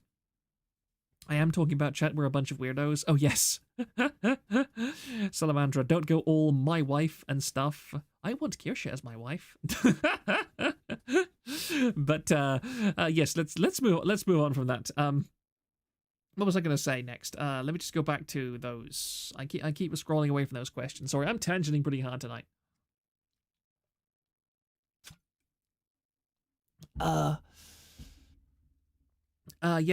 Shipmate F also mentions in his third question something that I will bring up as well. Apart from the network issues, were you aware of any issue that couldn't be dealt with, removing the bad agents like the one you pointed out being escorted out? Oh, yes. I don't know if anybody has the tweet. I think it might have been posted on the forum. I'll go looking for it in a minute or so. But basically, there was one case I know of that I was able to confirm with the staff because I overheard them talking about it. There was one guy that I saw multiple times on the staff. He was a really great guy. He was a great big, like, Birmingham guy. He was, he was all... He was a very great guy. I heard he had a very loud voice, and he talked about stuff he saw at the convention all the time, and I kind of... I didn't interact with him directly, but I, like, hung around in his general area because he would talk very loudly about the kind of stuff that was going on behind the scenes in, like, the security department and so on. It was quite fun to listen to. And I think it was actually Merriweather. I'm not sure, who posted on Twitter that he found somebody masturbating in the bathroom right next to the convention center, the convention hall rather. And I can confirm that because the guy that I was hanging around near on the security department, he was talking about it with a comrade. He was saying about how he'd been the one to go into the bathroom, and I think he said put his hand on this guy's shoulder and say, "Excuse me, sir, you have been masturbating. I think it's time we escorted you outside." There was a couple of other things as well that I will link to in a moment. So, yeah. Oh yeah, he was a great guy. I'm actually upset that I didn't talk to him because he sounded like he would be great to. If I could have taken him back to the hotel and bought him a couple of beers, I think that I would have gotten a ton of really, really interesting information. Keeping George Michael's legacy alive. Also, going back a little bit, Chank Sao Tome, you just described the whole generality of relationship between performer and fan idolization. Many VTubers often just aren't conscious or see themselves in that role, and I would definitely agree. And I think a lot of VTubers are very isolated because they're viewers view them as an idol and not a person, or as a performer. Like they kind of do, but they also there's the whole GFE thing, and even like involuntary GFE. Everyone knows you jerk off before the date. He didn't have the required license to wank in the convention bathroom. I mean, I just want to know how he was even seen doing that. Like, wouldn't you at least go into the stall? The spirit of the succulent Chinese meal clearly passed to the toilet gooner. This convention seemed to be less degen than Offkai. Yes, there was actually someone who commented on this in the thread itself. I will go over there now, actually. And this was at the start. This was Friday, 5 a.m. This is interesting. Furry Ferntail was at Vexpo. She is part of V Reverie's latest generation, and it's kind of weird. She doesn't have any V Reverie branding in her profile any longer, but she's still part of V Reverie. She was apparently attending in person. I did not see either sign or hair of her at any point. So, yeah, I have no idea what happened there. 1 second, not found. Okay. Where is it? Oh yeah. Oh, here's. Yeah, this is worthy. This is a worthy tangent. Fruit. Oh yes, Fruit. So I saw Fruit at this convention in person. She is not pretty. She was wearing this very heavy goth makeup. I saw Furry, she cosplayed herself. I didn't see her at all. That's weird. I must have completely and totally missed her. Because I was genuinely looking out for her. I didn't see any sign of her whatsoever. Which is a shame, and I completely forgot about her on the Sunday, but I saw no... I think Furry was the one with the dizzy ducky on her back. I might have catched a glimpse of her out of the corner of my eye, but I'm sorry, that's it. Yeah, I saw Fruit, and it was really funny. So Fruit had her own hangers-on clique of like short, fat women. It was really funny. Like, Fruit epitomizes the kind of girl who is just attractive enough to score, but is also obviously completely and deeply insecure about her looks, and so she deliberately surrounds herself with much uglier women so she looks better by comparison. Because she had she had the 7 dwarves, yes. She also had a bunch of very obviously low-T men following her around, and I mean like the safest kind of men you could possibly expect, like short, thin, delicate-looking men, quite possibly gay. So yeah, she was just walking around with her own Mean Girls aura. She's probably like crack to certain kinds of guys. Definitely not me. I'm sorry, but even if I didn't know who Fruit was and all the nonsense and baggage associated with her, Yeah, I wouldn't go anywhere near fruit. Not in a month of Mondays.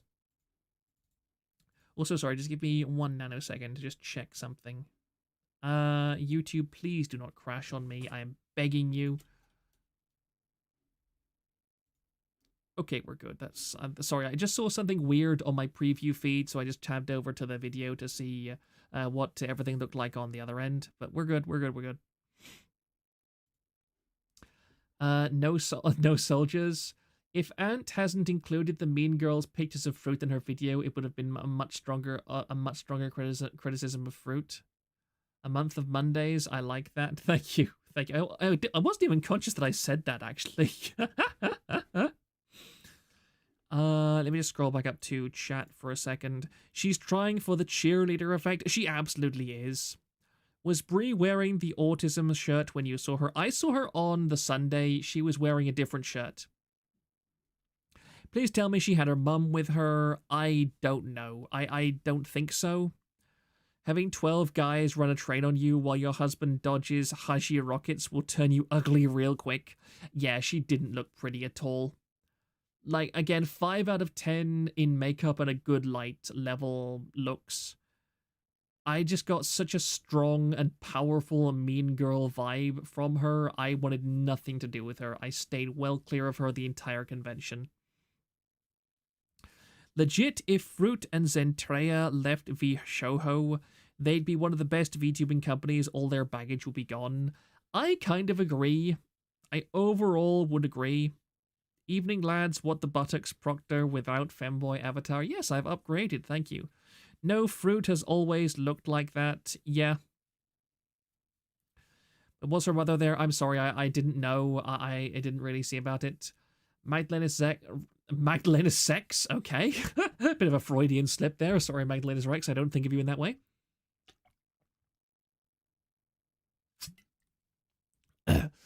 You should have asked her how much, totally unprompted. I would have gotten thrown out of the convention. I guarantee you, without a shadow of a doubt, Fruit is exactly the kind of petty bitch who would immediately go to the staff and said that I'd been harassing her, and she would have gotten me thrown out. I guarantee it. There is no doubt in my mind she would have done that. Upgraded, certain females in the groom code must disagree. Yeah, but they're women, they don't get to vote. Remember their role, women, no free speech. She would not have let that slide, absolutely not. Most definitely, under no circumstances would she have let that slide. I would have done it if I could have gotten away with it. Don't get me wrong. But I am really not that kind of person. The problem is, I am not a hit and run kind of person.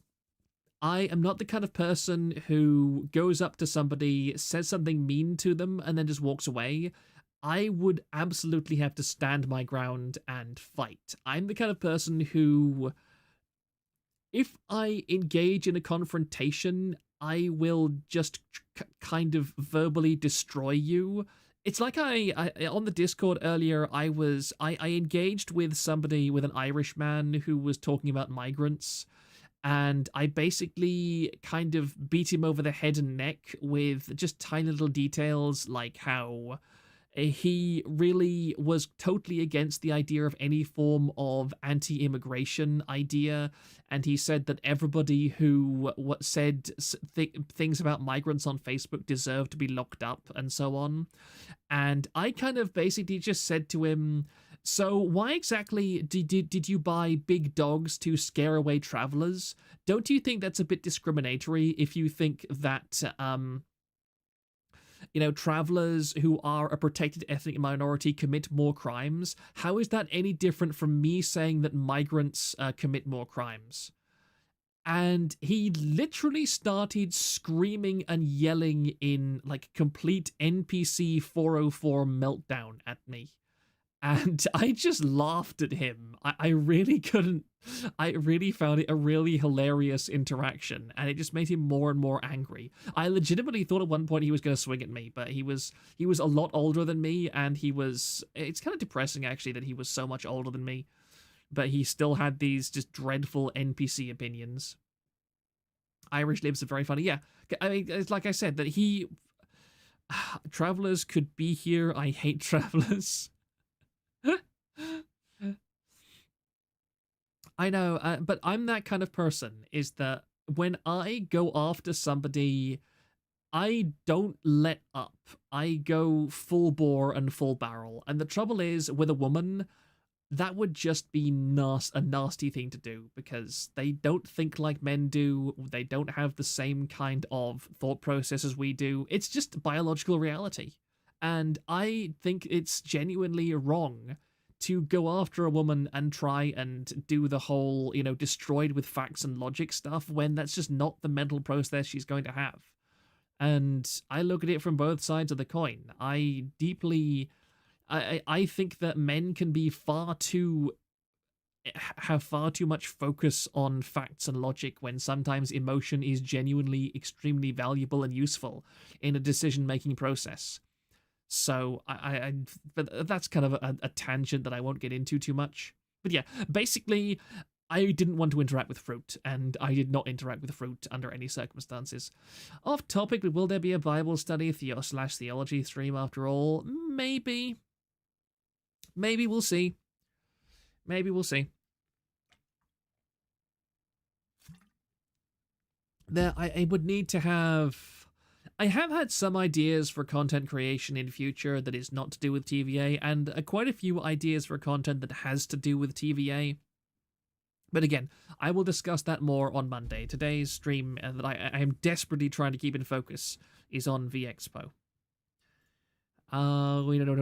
Let's scroll down a little bit more. Yeah, this was just me molding a little bit about my plane being very late. Let me just go on. I'll just go through this thread because it's quite short.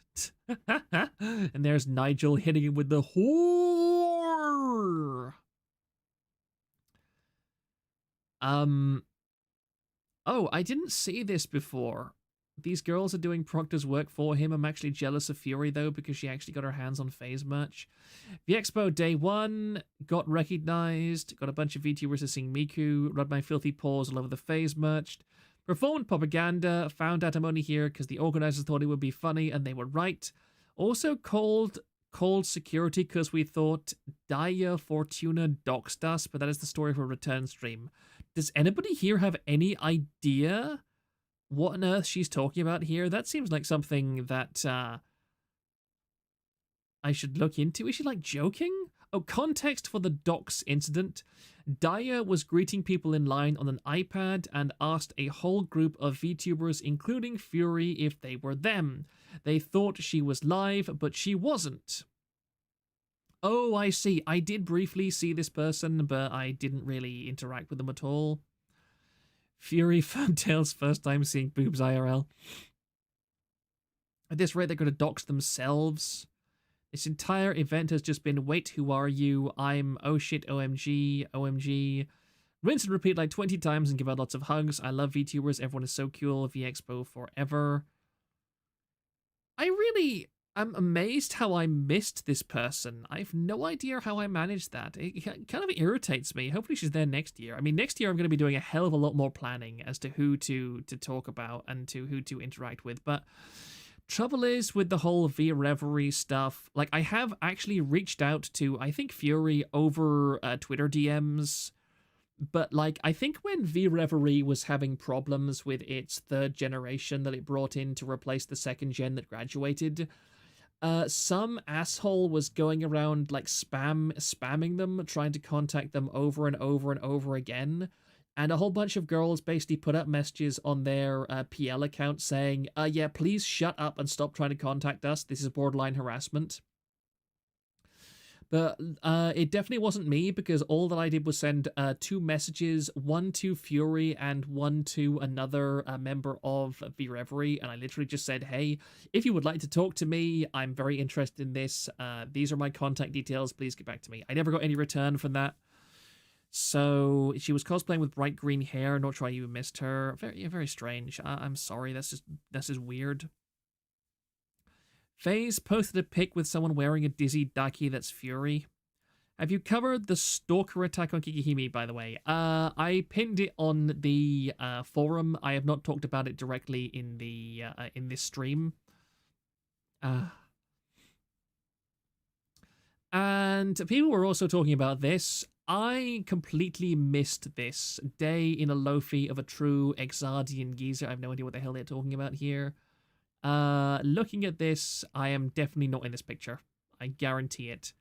I don't know. Yeah, oh, this was the Witherspoon, or the Weatherspoon rather. Although some British people pronounce it as Witherspoon. No, I had no idea this had happened. I was inside the convention hall at this time. I am not in this photograph. But let me just open a new tab and scroll in a bit. I considered eating at the Witherspoon. I didn't. Hollow UK meetup. Yeah, these guys all seemed very cool. You can see some very good cosplay here. There's the Kiara, there's the Ollie, and there is, yeah, there's the Fauna. These guys all seem to be fairly normal overall, fairly nice people, but again, I don't really watch any HoloLive at this point, so I didn't interact with any of them. Is there anybody here that I recognize? Because I did actually speak to one or two in other places. No, I don't think so. Ow. Sorry.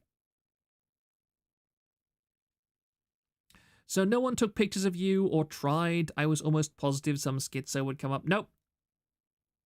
Nobody did. Everybody was really nice. Isn't Spoons where far right usually gather? I have absolutely no idea. So Goth Fauna is not you? Of course not. I mean, that is genuinely quite a nice cosplay.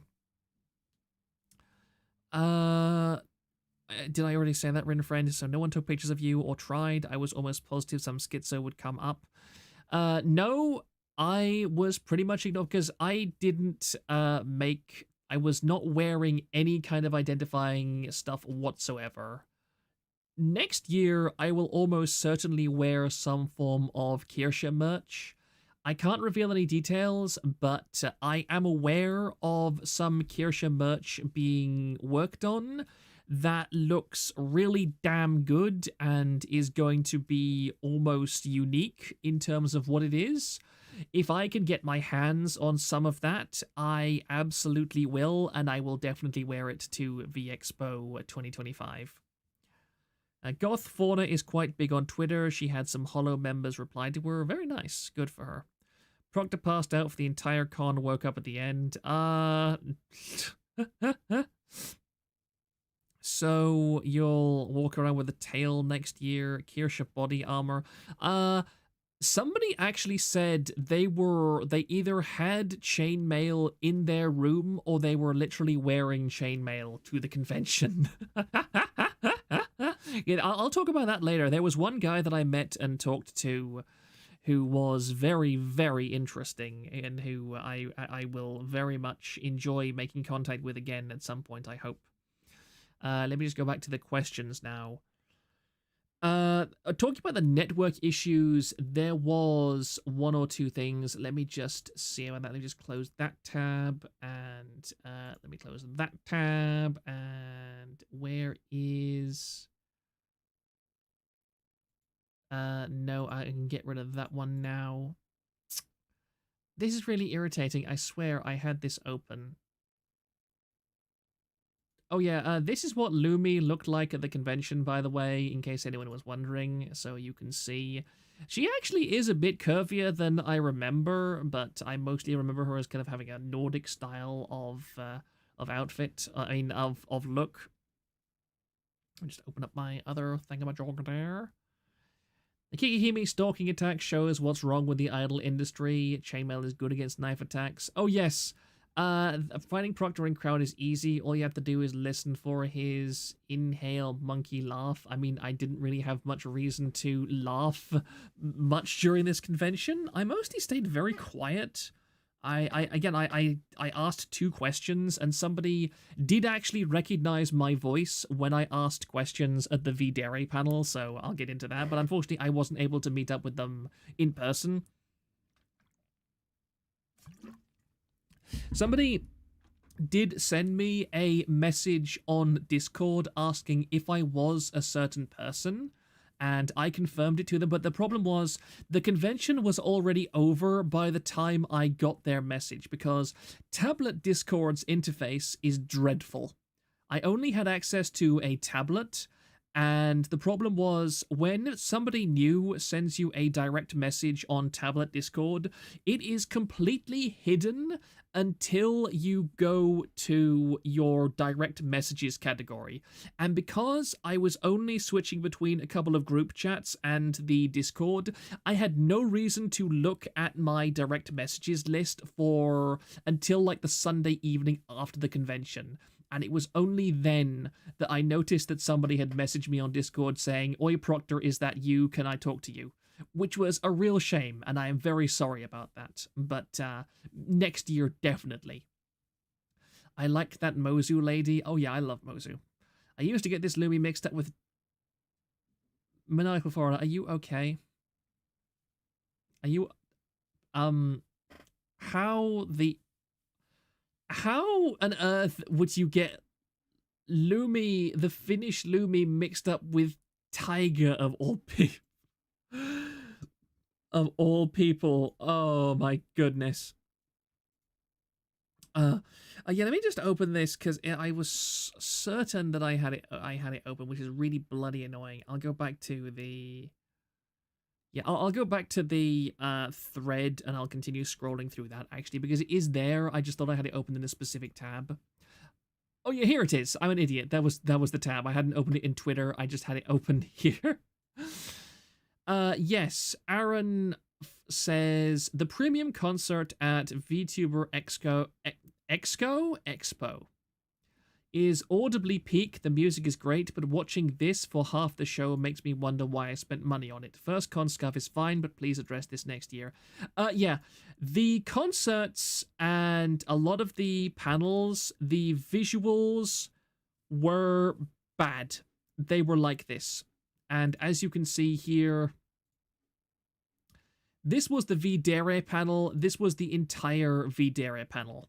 Now, I personally don't really care all that much because to me, it's just, yeah, it's the same people that I can watch on stream anyway. I don't care. So I don't really mind if the visuals are kind of glitched out and so on. But yeah, this was pretty bad for quite a lot of the panels. All of the Globy panels, I think, had net issues. The quiz, I think, that had Pippa Pebblesworth, and the VNU Spira Speaker or something. I think it's somebody else, actually. The new Discord layout, mobile layout, is ass. It is absolutely terrible interface. I absolutely despise it. And yeah, the bitrate on all of the visual side of things was terrible. It didn't happen at the phase panels. No, it didn't. That's the thing is, it happened for some panels, but it didn't for others. The Videre panel had the problem. The concerts had the problem. And the Globy panels had the problem. The other panels were fine. I don't really know why. Sucking tech-wise to be at panels, sucking at cons is an unfortunate reality for even bigger cons, but given the visual aspect of VTuber, they need to step up their game. And that is, I would really like to get in contact with the guy that I spoke to previously as well and ask him what the problem was. Because, again, it's a new con, so I can forgive this. This does not affect my opinion of the convention in any real way. If it's still a problem at VExpo 2025, I will definitely have words to say about it and be like, this needs to be fixed. I mean, it needs to be fixed now, but again, new con scuff I expect, and I'm okay with. And in terms of audio quality, which is what I was there for, and in terms of like disconnects and so on, there were like 2 or 3 very brief disconnects that I observed that were like stutters and so on, but they were not bad at all. They happened once during once or twice during the Lumi concert and once or twice during the premium concert. I think there were also some during the Friday concert as well, but I wasn't there for that, so I can't really talk about that. Yeah, the premium concert was a lot had a lot of this. It had a lot of these problems. It was very, very bad. And I'll be honest, the premium concert I was not really interested in. Apart from Milky Queen, Milky Queen is a fantastic singer. I loved her singing an awful lot. So she very, very good. I will definitely be looking up her singing. Hopefully not. There was also, let me look her up as well. My favorite singer overall was Globy. Here she is. This was, I would say, easily the best singer of the con. There we go.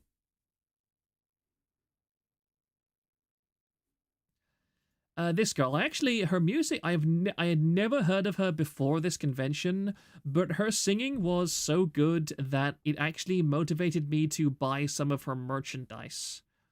Yeah, she's Spanish, so she has a Latin American accent.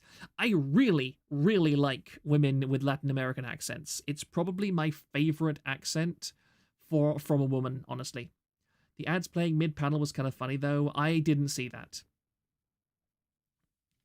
Ronier. Yeah, that's a bad second name. Yeah, as typing was high AF. I'm always thrown by that username, I'll be honest. Yeah, she's a fantastic singer. A really, really good singer. I might actually look up some of her unarchived karaoke torrents just to get an idea of what her regular music sounds like, because it's damn good. Really damn good. Don't do it, Proctor. Latinas are a trap. Latinas are bear traps covered in flowers. Bushajima Bibi. Yeah, I really like Bibi's accent as well. Like, Bibi is has an incredibly cute voice. Ronia is purrs/purring in Spanish. That's actually quite cute. I like that as well. That's quite cute. She was also doing some meet and greet stuff as well over the Globy booth. I like her personality too.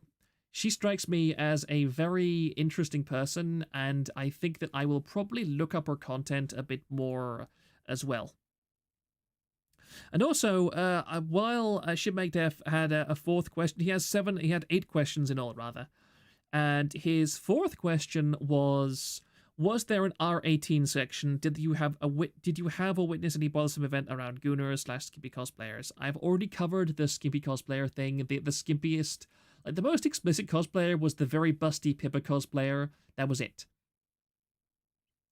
HTTN, the visual glitches looked like encoder getting overwhelmed. Given they ran the panels from laptops, I'd assume overheating. That's a good point. I agree with you there. And I'd imagine that trying to encode the stages looked like they were made up of like monitor panels, like those modular panels that you can put together to assemble a total screen of any size you want. And I could see that there were R18 dojins for sale. Yes, there was I think, what was it? Dojin Dojo. That was a very popular vendor. They did have SFW stuff as well. I kind of browsed their stuff briefly and didn't see any outright porn, so they probably hid it slightly. But they didn't like flick through every single one. Was Kirsha's dojin there? I didn't look. I didn't see any R18 stuff directly advertised. They had some perfectly you had to show ID. You had to go to the back. Yeah, that makes sense. Yeah, I did not go to the back and I did not show ID. I mean, I literally have gray hair, so I don't think I need ID at this point. I have a significant amount of gray hair by now. It's all the stress from running TVA and dealing with insane VTubers. Unfortunately, cons run on laptops for the most part. Works for an anime con, a VTuber con, not so much. Yeah. I mean, desktops. I mean, my desktop is not particularly cable intensive nowadays. I wouldn't see any real difficulty in... Another mite was very keen to show off his marine porn while in the queue. But yeah, I would definitely take a desktop. Just take a desktop. Just take off all the cables. If you arrive 30 minutes, I mean, you could set up the average desktop in like 20 minutes at most. Like, bring a really small screen.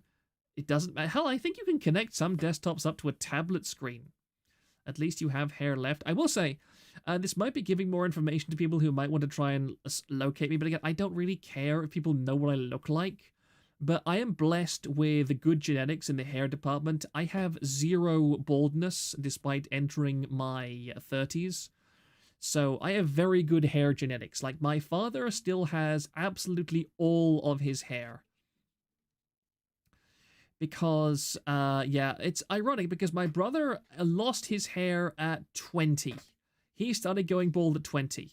But me and my father, we both have perfect full heads of hair. My father is in his late 60s by now, and he has not even the smallest level of male pattern baldness whatsoever. His hair isn't even thinning. With USB-C to HDMI/DP, you can connect basically anything. Yes, I would say just take a small, a relatively compact desktop with the best stuff you can put in it and stick it in a convention, and then just connect the tablet interface to it to act as a monitor, and just use that to run things instead of a laptop.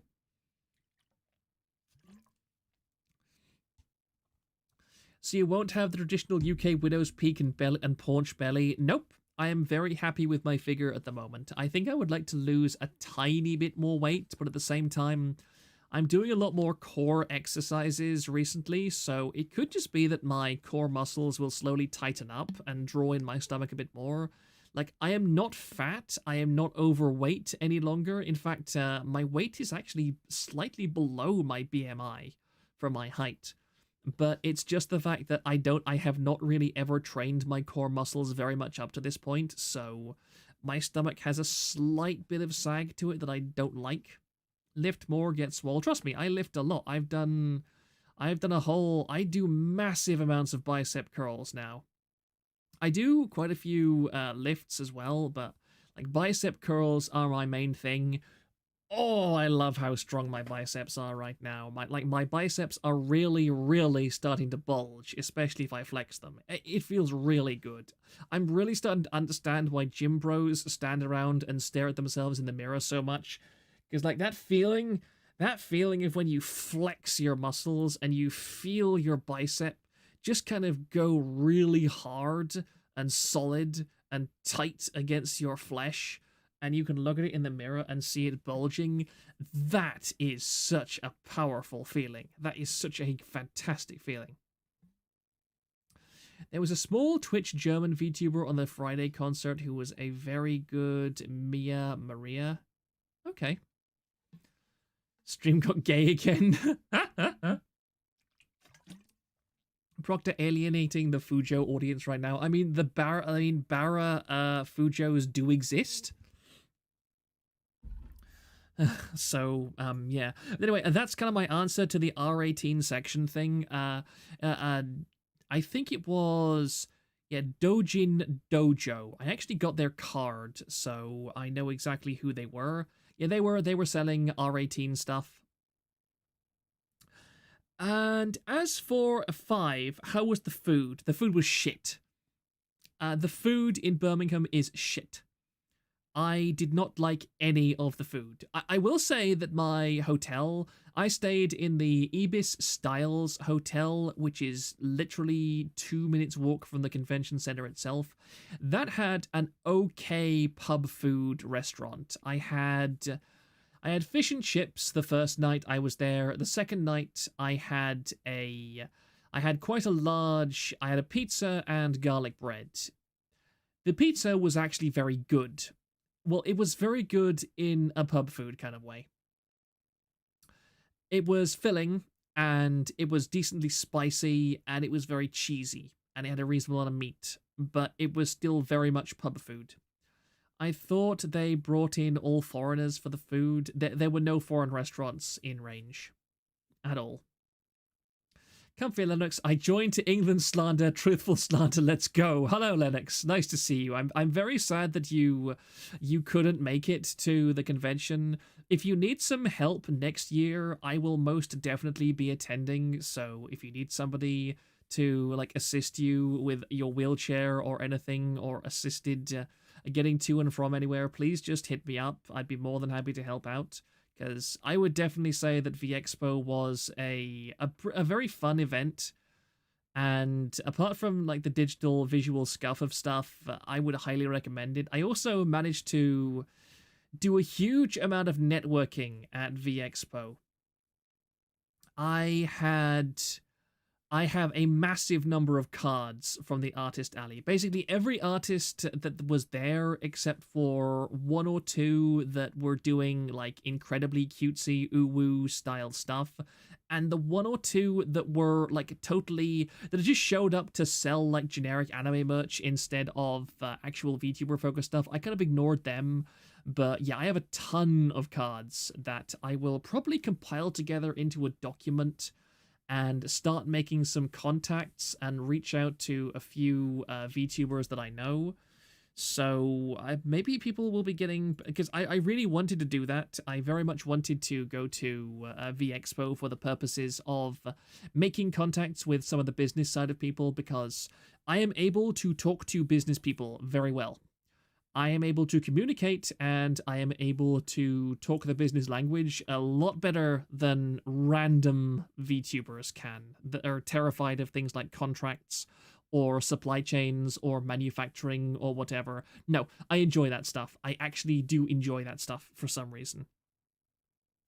I'm so sad so many of my friends went. I hope you had fun, though, and I appreciate your kindness. Yeah, I mean... I think that people ought to be there as much as possible, and I don't see any reason why you should be barred it just because you happen to have a disability. So I would be more than happy to help out with that as much as possible. Okay, I woke up at 6 this morning, so I'm literally falling asleep. Good night, fellas. Porian, honestly would sustain myself in the UK for a week on Greg's sausage rolls if I had a limited selection of food. The one issue with the convention center and the con in general is that the thing was, the convention center was almost completely shut down during the con. Let me just see if I can get Google Maps without doxing myself. I don't think if I open Google Maps on my regular thing... I'll just go back to just chatting for a second because I really don't want to accidentally dox myself. Because it'll try and zoom in on my location. Because I don't have my VPN on or anything at the moment, obviously. I mean, it would just zoom in on Dublin, I think, so it wouldn't really dox me or anything. Yeah, it's asking me to sign in, so it doesn't matter. Let me just go to satellite view to show people literally where I was. That's Stoke-on-Trent. That's there's Birmingham. So just zoom right in and find the airport. Yep, here we are. Let me just click around a tiny bit to make sure that this doesn't like show up. Oh, this is how far it is from your house or any nonsense like that. No, I think because I'm not logged into any of my Google accounts here, it's not going to try and do that. You know, I know that I enormously care. There might, if I get tracked out of my house or anything, you'll probably know where I live because I will not resist from yelling about it very loudly. But that's the only real thing to get on with. Here we are. Still better not to trust Google. Yeah, here we are. And so this is the National Exhibition Centre. That's Birmingham as a whole. This is very, very far outside of Birmingham city centre. It's right next to Birmingham Airport. This is why I flew over, because the airport station is right here. This man is 0 miles from your house. Was Lathan finally caught up to the stream? Welcome to Kato. Nice to see you. Proctor went from grooming 2 views to grooming artists. And phone calls. Don't forget they fear phone calls. Oh my goodness, then you have the difficulty. My hotel was in the city center and I had to travel 50 to 55 minutes to get to the convention center. Why was it, Starlegs, why was it in the city center? Because the cheapest hotels were actually inside or around the NEC. Because, like, this is the airport. You can see Birmingham Airport Station. And literally right next to it is the NEC. This is the whole NEC building. Vexpo was right here in Hall 8. And if we go just over here just a bit, this was my hotel. This was the Ibis Styles Birmingham Neck and Airport Hotel. Not to be confused with the Ibis Birmingham Airport thing that was just here. But this was basically the closest hotel to the convention center, less than a 2-minute walk. Like you can see, you just go along this route and then along Exhibition. You can use Exhibition Way as well, but I found that it was easier just to go and walk through the convention center itself, which I got to via this part. And then you just go along, around through here, then up here, and then through this little space, and then you're in the convention hall. Right there. Close to the convention, so close to the cosplay furry orgies. I just did the premiere in 10 minutes away. Yeah, I consider the premiere in. I just did prefer it as close as possible. Let me just go back to the thread for a second because there's somebody did actually talk about this, because people keep mentioning like the after parties and the orgies and so on. Whereas there was I'll just go down through this, and somebody made a long comment about this. So yeah, somebody was saying beheadings count 0 somehow. There was no, we were far too far outside the city center for there to be any danger of any kind of racial violence or tensions. Everything was very calm, was very peaceful. There was no issues whatsoever. Everybody was calm. No yelling, no shouting, no graffiti, no nothing of the sort. You would not, if you didn't pay attention to the news and you just took the airport into took the plane flight to Birmingham Airport and then went to a nearby hotel, you would have no way of telling that England was basically on fire and exploding during this convention. No way to tell whatsoever. And all the hags were very happy with the whole convention. Oh yeah, here it is, Jelly Kusa, with the rather that avatar. And he said here, Euthero said, yeah, looking through Twitter and it seems mostly wholesome, aka boring as far as degeneracy goes. At most we have a mild DashCon reference, and that was the person we just passed over above. And Jellikusa said, I would add that in my experience, European conventions are much less degen than American ones, just by limitations of the locations. They don't take place in hotels that offer private rooms all around to jump from the con to the cosplay orgies in mere minutes. Not that they don't happen at all, but it's much less in your face because of the separation between convention location and the place people sleep at. And as Please Check Your Receipts, who is a very good poster, by the way, I really like his messages, said, yeah, it's the hotel part of the convention centers that attract a lot of issues. And anime cons in the States got really bad when the freaky types started to show up. Much like comic conventions, once the are they a cosplayer or more of a high-priced whore effect kicked in, it really became very different things to very different groups. Conventions act like proto-swingers clubs, and it's about the best way to put it. I was also informed Ren fairs tend to do the same thing. I never quite got why there was always so many conventions when I was younger, until the pseudo-sex club stuff was pointed out to me. Now it makes sense, which is also why it then attracts the neckbeards. And as I said, so far everything has been pretty say-so, and I commented also on the guy jerking off in the bathroom. Did anybody else comment about this? Oh yeah, this is Sukita Rice, who is Mozu's alt account. And obviously she deleted some of these posts, but she was basically saying, they scuffed us, I'm really mad. So she was a bit angry about the VDary panel getting a visual scuff. And as she says here, we got it under control ourselves, I think, but we may have some people come in later to run the mic for Q&A. I don't really know what's going on. The VDary panel did have some, I think there might have been a staff shortage or something, because they had kind of a scuffed Q&A where there were people having to form a line as opposed to somebody passing around a microphone. It was a bit awkward, and but it worked out in the end. Like, there wasn't really, apart from the visual scuff, there wasn't any kind of real problems. VTuber fans are either white or Asian, so no racial riot. I can confirm that black faces were almost completely non-existent in this convention. Actually, thinking about it, it was really weird, because, yeah, you have a point.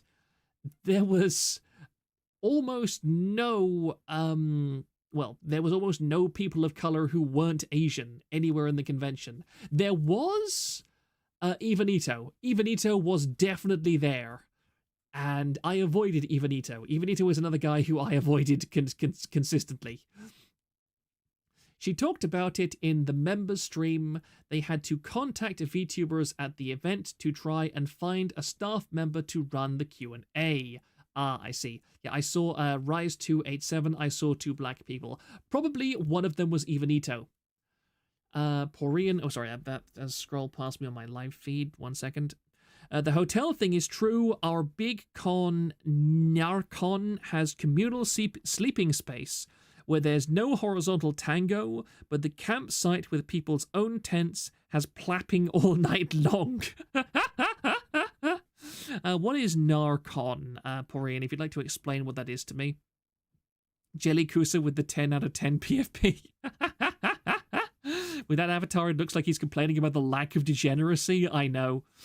HTTN says NEC is private property as well, so they can just remove troublemakers. I agree. I thought that the NEC was very, very well organized and very, very controlled, but Rise 287, bunch of us went drinking at the Ibis Hotel Friday night. I wasn't there. I was so tired. I didn't go down to the bar again. I just got some sleep. It's a shame. I would probably have met you, actually. Most Latinos who are well-behaved usually have both parents, in my experience, Lamau. Yeah, I will say that. That's something I also tend to like about Latin American culture. They when they're good, they're really good. When they're crazy, they're completely demented and insane. But Latinos seem to have a decent rate of keeping themselves together. Narcon is Scandinavia and Northern Europe's biggest anime con. 17,000 visitors this year. Very cool con, actually. Good grief. I went for 1 day. Damn, that is a huge convention. Okay, the Black Watami was cute. I think I know who you're talking about. There were more black people in the next staff than in the attendance. Yes, I was going to say that too. To go back to Shipmate F's eternally neglected questions, as I was saying about the food, the only real access to food that I had at the convention itself was the Londis right next to the convention center. I bought sandwiches both days at the Londis. I considered going to the Witherspoons. I went to the Witherspoons once. I asked for a pizza. They had run out of pizza. And I left the Witherspoons as a result. I wasn't interested in it any longer. But yeah, the Londis had a 1.7 out of 5 on the Google Maps travel thing. I can see why. The prices in that Londis were far too damn high.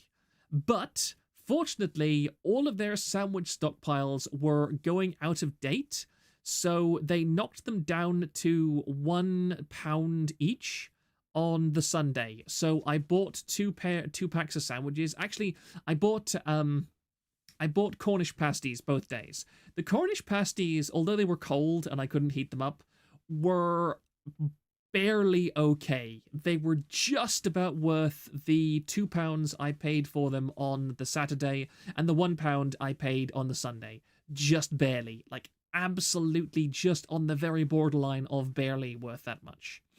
The average price for this is the thing. The prices of food in the UK are insane at the moment. Just completely and totally insane. I went to the Starbucks at the NEC because I realized on the Sunday that I was getting consistent headaches by Saturday and Sunday. And I realized by the end of the Sunday that I had not had any coffee for almost 72 hours, and I was definitely getting caffeine withdrawal. And so I went to the Starbucks and I got I forget what the hell, like the medium, the medium size. I got a medium sized something or other, some ridiculous named nonsense. I never have Starbucks at home. I don't like Starbucks coffee in general. I bought a Starbucks that cost me a medium size was £6.70 by itself.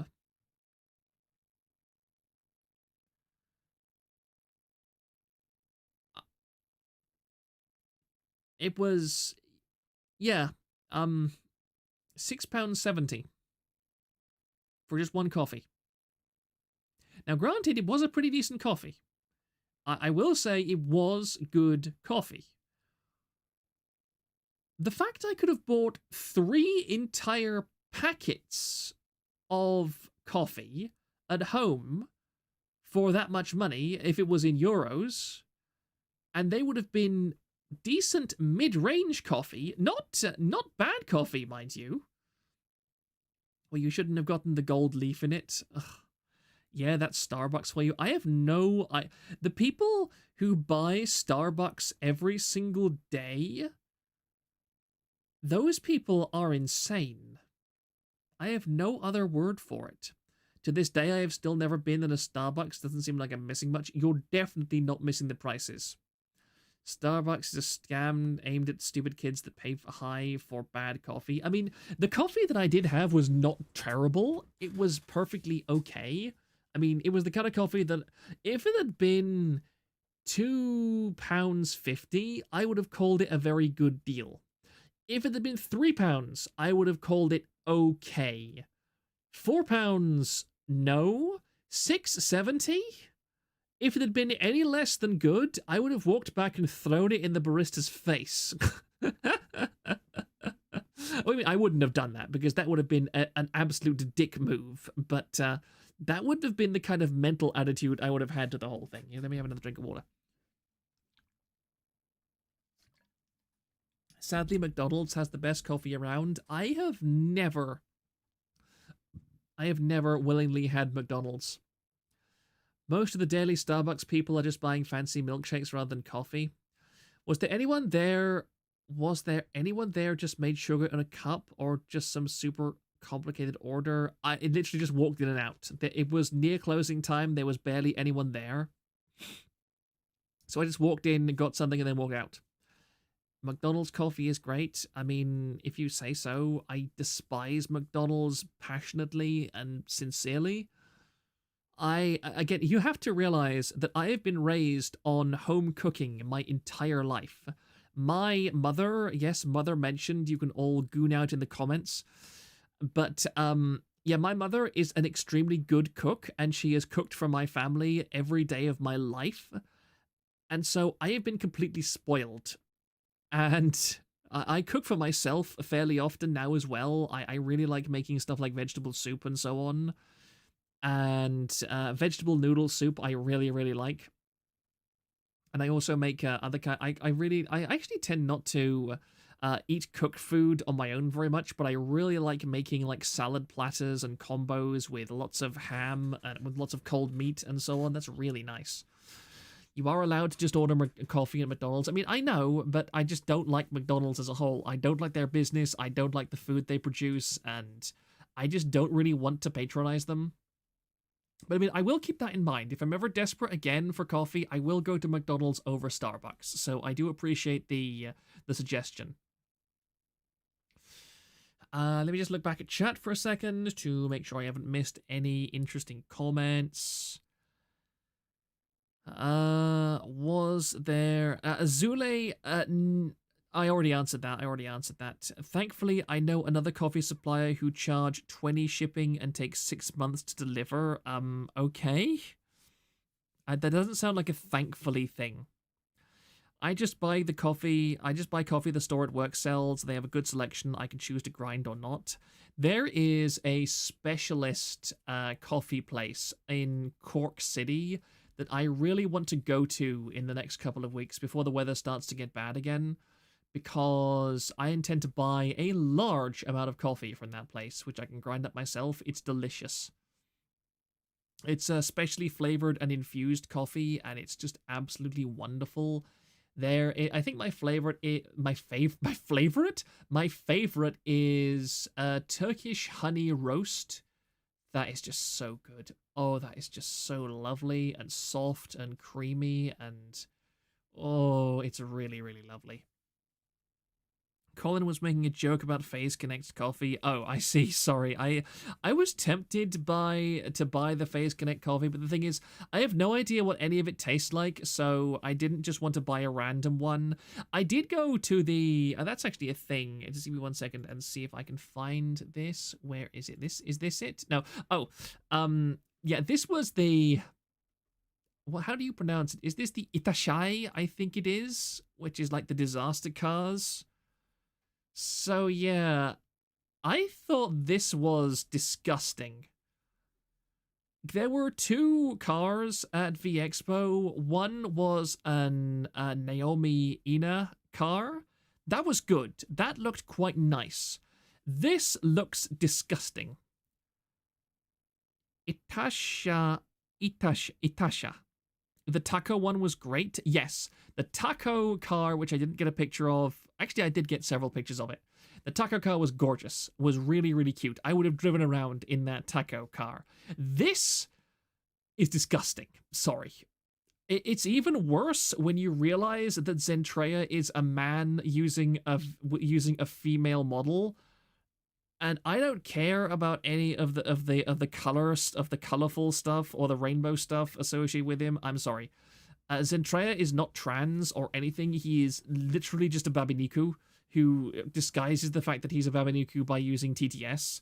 And I really find it deeply just unsettling to see such an intensely sexualized model being paraded around by a man who pretends to be a woman online.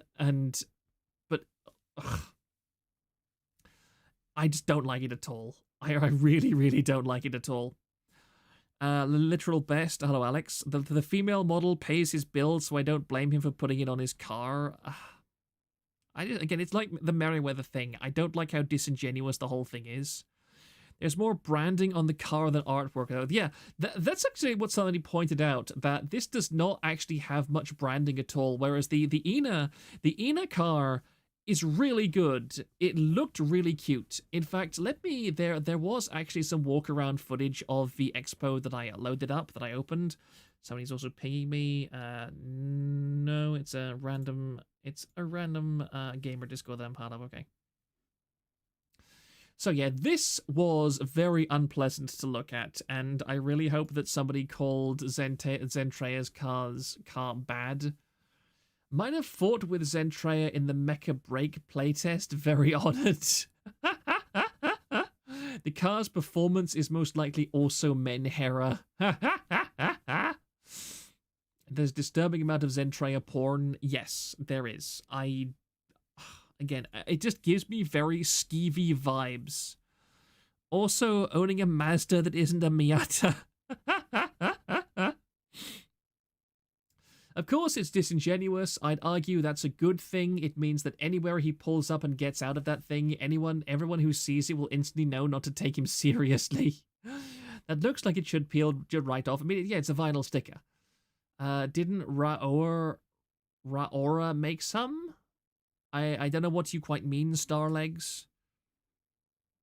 Do you mean like walkarounds or whatever? Let me just finish off this thread while we're going through it. Oh yeah, here. Going back to the Videre panel. The Videre panel was. Do we have the. Yes, the schedule. Let me just look at the schedule. The Videre panel ran from 2:30 to 3:30 at, in the mixed stage. And that was What's Your VTuber Type with Videre? And this was just Videre because Videre's whole idea is that they're based on the dere types from Japanese anime, like tsundere or dere dere or kudere, etc. And they were talking about what they individually were, what their types were, and basically going like with the audience, what's their type and so on. Colin474, it's the fact that the models are so obviously coom bait that bothers me. It's not even tasteful fan service. It's cheap hentai game tier. Yeah, exactly. Like, I got no issue with somebody wearing a female model as a, well, I'll use the term, this as a cis male and having a sexualized model. Like, I just don't really care. But when it's the kind of, you can smell the cheap breath freshener in the room afterwards kind of level design. Well, Zen stuff has a narcissism habit, and Ina stuff is usually a tribute. Yeah, the Ina car is very cute. I think there's some pictures of it, and there's a walkthrough, a walk by of it in one of the streams that I'm going to show soon. But yeah, that's my commentary on that. But the Videre stuff, let me move on to something I actually genuinely enjoyed. The Videre panel was very cute. I am a big fan of Videre, and of course, I like Mozumi Peachy a great deal. I bought a little bit of her. I'm actually annoyed. There were no standees of Mozumi Peachy anywhere in the con that I saw, which is annoying, because if there had been, I would have bought several. I think her design is probably one of the best designs in all of VTubing. That's how you do fan service. Yes, Mozumi's design most definitely is fan service done right. Tsundere, Yandere, how about you do your Luandere? Pretty much Mozu's design is great. Mozu's design is amazing. There was one artist doing a print, but nothing else Videre. Yes, I bought that print. I bought one of those prints. It was a very good print. It was a beautiful print. I was very careful to store it properly so it wouldn't get damaged too, because there's nothing worse that I hate.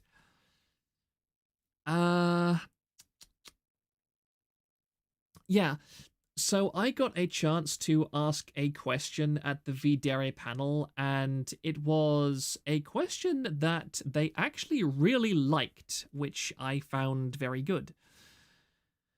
And my question was, how much do you think an audience contributes to the kind of tsundere of dere type a VTuber gets to assume? Basically, how do the memes and the audience perception of your characters contribute to how you present your type? And they thought that was a very good question, and most of them said some variation of, I didn't really intend to be the dere type that I turned out to be, but my audience in some way latched on to an aspect of my personality that they thought reflected a certain type, and I ended up kind of making myself more like that type to suit their expectations. And words to that effect, anyway. And like Mozumi actually said on Twitter, I commented to her, and she said that she liked my question. So, and it's funny, actually. I wonder. Yeah, here, look at this. This is I just realized this is a tell. I didn't think of this before, guys. Look at what she says here. I said, I'm glad you found my question interesting. She says, it gave a lot to chew on. I didn't actually say what the question was, and there were like 20 questions. this means she knows who I was when I asked that question, which means she knows what my voice sounds like. Oops, sorry, I didn't mean to click that. I just realized that. So she has obviously either watched my stream or in some way been exposed to my content. So hi Mozu, if you're watching right now, it was very nice to be on your panel. You had a great panel. I mean, the thing is, when TVA first started, when it was Kawaii Project, yeah, she was with Kawaii Project as Sava Safari, an account actually joined the forum and said they were, I think they said they were a moderator or possibly a manager in Kawaii Project, and they kind of very directly hinted that Sava was one of the people that knew about TVA's existence. Did a lot of others ask questions as she recognized all the mites that asked, so could just be you as an outlier? That's possible. That's possible. I'm not saying the alternative is she's just being polite and would say that to anyone who said they asked a question. I agree. I'm not blind to that idea, but from the additional context as I elaborated, that I know for a fact that somebody from Kawaii Project who was associated with Sava did join the forum, I will take that as like headcanon that she at the very least knows what I sound like in real life and knows what I said. What was the question? Sorry. I asked how much influence their audience had in how they chose their dere types that they became. And they basically said they had a lot of influence in it. I asked basically how does, like, if an audience member, not in as much detail, but this was kind of what I was trying to get across to them, and I think they understood that when an audience latches onto a VTuber and they start making memes about them and they start like stereotyping certain aspect of their personality, we would call it like flanderization in the entertainment industry. How much did that influence how they portrayed their characters? Did they play into that kind of thing? And they found that question very interesting, and they admitted that they had a lot of influence. Like, it was very much a back and forth. She did also men Hera the last time the Kawaii thread got updates, so it was a pretty good tell. I mean, didn't they kind of continue the type they were in Kawaii? I think so, for the most part. Again, Sava was the only one I really watched from she's the only I quite like the white I really have a type. I really do have a type. My type is white-haired VTubers, because every time I really like white hair or blue hair trending towards white hair VTubers. I always seem to like them. I don't know why. They're like the main type that I watch, and I always seem to like the personalities that go along with the models too. Because I can't even remember her name, because again, I don't watch anyone but Mozu. But yeah, I really liked the one with the white model. I forget what she's called, but she's kind of like the mommy type, which I think is also cute. Illyra, yes, Elia. Yes, Elia Stellaria. She's good. I really liked her as well. The other two didn't really have much of an opinion on. But yeah, Elia is pretty high tier, I'd say. Pretty high tier. If I didn't already have far too many damn VTubers to watch, I would probably watch her too. Like, that's the kind of impression I got from her. Elia is a sweetheart. Yes, she is. Bitani had white hair. Bitani was before my time, really. I think she graduated before TVA was even a thing. I keep confusing the green one for Fauna. She actually said that on her panel. She literally said, I get confused with Fauna an awful lot. And Jesus Christ, you can't just call Illyra that. That's too far. I'm sorry. Look, I don't know. Her design is literally white. She is a white woman, okay? Ooh. Yes, I agree. Very, very ooh. Very ooh. What was the other thing that we're going to talk about? Oh, yes. Before the Videre panel, there was the Astroline Lumi solo concert. That was the best concert of the entire thing. I really enjoyed Lumi's singing, and it helped that, as I said before, mixed stage audio was much better than the main concert stage. It had a much better sound quality overall. It didn't have the peaking. The main concert stage, during the singing, there was a lot of peaking at the high end range. So I found myself a bit deafened by the main concert stage, whereas the mixed stage I liked a lot. The stuff that was sung in the I wasn't really interested in the phase. Was it up here? Phase Connect Midday Melody. I wasn't really interested in that. I was more interested in the VTuber quiz. That was kind of cute, but not particularly anything that I really cared about very much. The solo Lumi concert was very good. I really enjoy Lumi's singing, as in Finnish Lumi. Very good singer, very good engagement with the audience, good audio quality. She's incredibly cute. She is a natural-born entertainer. I found the lighting super annoying on the main stage. I didn't really think anything of it. Again, the lighting, I don't care. I don't care about concert lighting at all. Like, I've never been... VTuber concerts are literally the only concerts I've been to in my entire life. I just don't care about concerts very much. Just put music on YouTube, I'll listen to it. I don't really care. But that said, the vibe and the feel and the interaction at the Lumi Solar concert was brilliant. That was 9 out of 10 level a good concert. I enjoyed it tremendously. And I wouldn't even say that Lumi is an amazing singer, but it's just that she has so much dynamism and personality throughout the whole thing. That was what I enjoyed tremendously. It was really, really, really good. And I did sit in on part of the Nordic VTubers on the world stage thing. Unfortunately, that had Merryweather.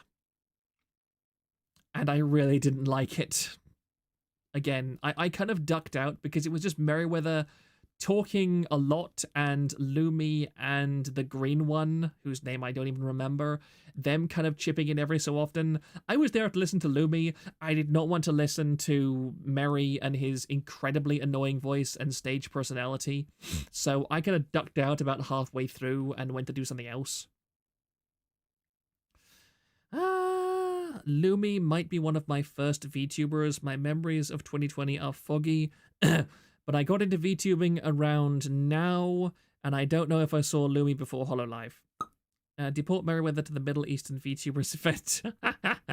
Merry so obvious. Yeah, I love how I talked to Elf Hilde. Yeah, didn't she sing as well? I think she did, and but I might be getting her mixed up with the green cat. I love how at the start of stream I ranted for like 30 minutes about Merryweather, and now after with other people, a whole bunch of new people are now talking about how fake Merryweather is. I find it really funny. Nobody seems to like Merryweather at all. I have no idea what his audience is. In fact, I'll say this. Again, going back to the Merryweather hate train for a minute. The thing that Merryweather said on his thing is that he is basically completely ignored in the Webtoons community. He said, he was talking about it and he was saying, I can go on the Webtoons Discord and nobody will talk to me. Like, nobody talks. We don't communicate at all. Whereas I can go to VTubers and I can talk with them all day. And I'm like, yeah, because they don't have the context of what an annoying person you actually are, whereas you've been active in the Webtoons industry for years and years and years.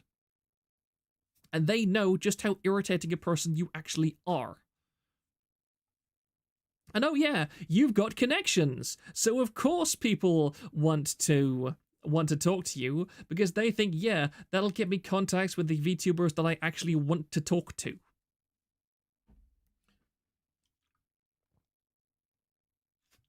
So yeah, total Merry hate in this house. I'm completely unashamed and unafraid to say that.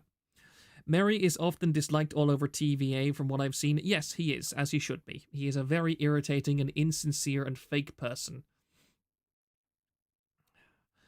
The problem with him is he has absolutely no spine. Yep, we've talked about that very much. Feel free to scroll back to the beginning of the live stream afterwards where I rant about Mary for a long time.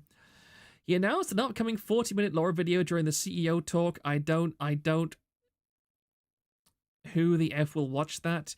Merryweather is the poster child of pandering and nepotism, using daddy's money to pay wage slave market labor to make lowest common denominator trash and acting like he's bootstrapped himself to success. Yeah, he is a deeply insincere person. And let's not forget, he had a Kiwi Farms account and was an active KF poster for quite some time, and even had interviews with Chris Chan himself. So, yeah. Makes sense that VTubers would want to buddy up to Mary for free lore. Lore is not difficult to write. Any VTubers want me to write them some lore? I've literally written 1,000-word, like 5,000 or 6,000 word lore posts in my past very easily. Lore and creative writing on that level is trivially easy. Like literal trivially easy for me. I love how you keep injecting words that aren't there into people's comments. I'm sorry. I'm just a little bit sleepy because, again, I would rather use AI. I'm not sure if that's a dig at me or something. Proctor, it's VTubers. They can't even boil water. Why the hell do you expect them to write lore? Creative writing is not hard. Astounded Knudsen has had like zero splashback from his Down the Rabbit Hole days. I mean, his Down the Rabbit Hole stuff is genuinely quite good. I used to enjoy that a lot. Even, I wouldn't say that he ever did anything particularly controversial. Did he do some Chris Chan stuff? I think he might have done, but I can't remember exactly. I think it's telling that Akai has to started with literally no lore, but has the deepest character lore of any Hollow member. Lore is not needed at all for VTubing. I agree. I don't care about VTuber lore in any capacity whatsoever. I mean, I would write VTuber lore, but I don't care about it. Him snaking on Medicare kind of summed up everything about him. Yep. Creative writing is not hard. Creative writing worth a damn is very hard. I mean, even then, I'd kind of slightly disagree. I mean, admittedly, I've had like 20 years of creative writing. Knudsen openly acknowledged KF a few times, which means he's a literal murderer by his current audience standards. Yeah.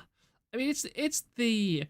I don't swear very often, but it's the fuckboy kind of aspect of it, is that both Merryweather and Knudsen are weak gay men, okay? They present themselves as weak gay men. They are not the kind of people that other people on their side, as it were, are going to go and try and cancel as a danger, because they obviously try and pander to their audiences. They have no principles. They will do whatever they think makes them popular. And their audience is like, yeah, we know this. We are well aware of this, so we're just kind of gonna ignore you because we know that you're weak and you're not gonna be a threat to us. The only people that get cancelled are those people who demonstrate that they have principles that they are willing to cling to even in the face of backlash and opposition. Merryweather, Knudsen, etc., they don't have principles, therefore they are not a threat. You can believe whatever you want. That's the thing. You can believe whatever you want. Your views don't have to align with the majority. You just have to be willing to give them up and change them the moment it becomes convenient. Look at the communist society. Even the true believers of communism were purged. It wasn't because they didn't have the excuse of, oh, they're not good communists. They were purged because the ruling clan saw that their integrity and their devotion, if they were that devoted to communism, they could be persuaded by facts and logic to be just as devoted and principled for another side, whereas weak, vacuous, easily manipulated people are simple to control. Mary needs one of those truck alarms that beeps when he backtracks. The thing is, I think their audiences are keeping the KF stuff in their back pocket. It'll get brought up if they slip and get cancelled for something else. I do agree. I like how I leave for 10 minutes but come back to political talk. I mean, it's just a bit of a commentary on it. So, I mean, I like to always expand on what it's like. Yeah, I already read that Nuts and stuff. Let me just scroll up a bit because I think I missed a couple of things. Elf Holiday, Lumi. I found the lighting. Yeah, I'm caught up. Okay. VTubers are not political. Yeah, keep telling yourself that. I think we're nearly at the end, actually. The Brit chat with FaZe Connect was more or less where I ended things. And I just walked out, just went back to my hotel. And I actually need to go to the bathroom, so I am going to put this on for just a few seconds, because this kind of gives, for those who have no idea what the convention was ever about, this guy Anime in the UK did a walk around the convention. I'm not going to watch all of it, but it's only 10 minutes long, so I'll leave it on while I just go to the bathroom and I refill my water bottle, so I'll be back in just about a minute and a half. So, BRB chat, I'll just be a second. I literally won't be long. How's the volume? Welcome to another Walk and Talk. Today, we are at VTuber Expo.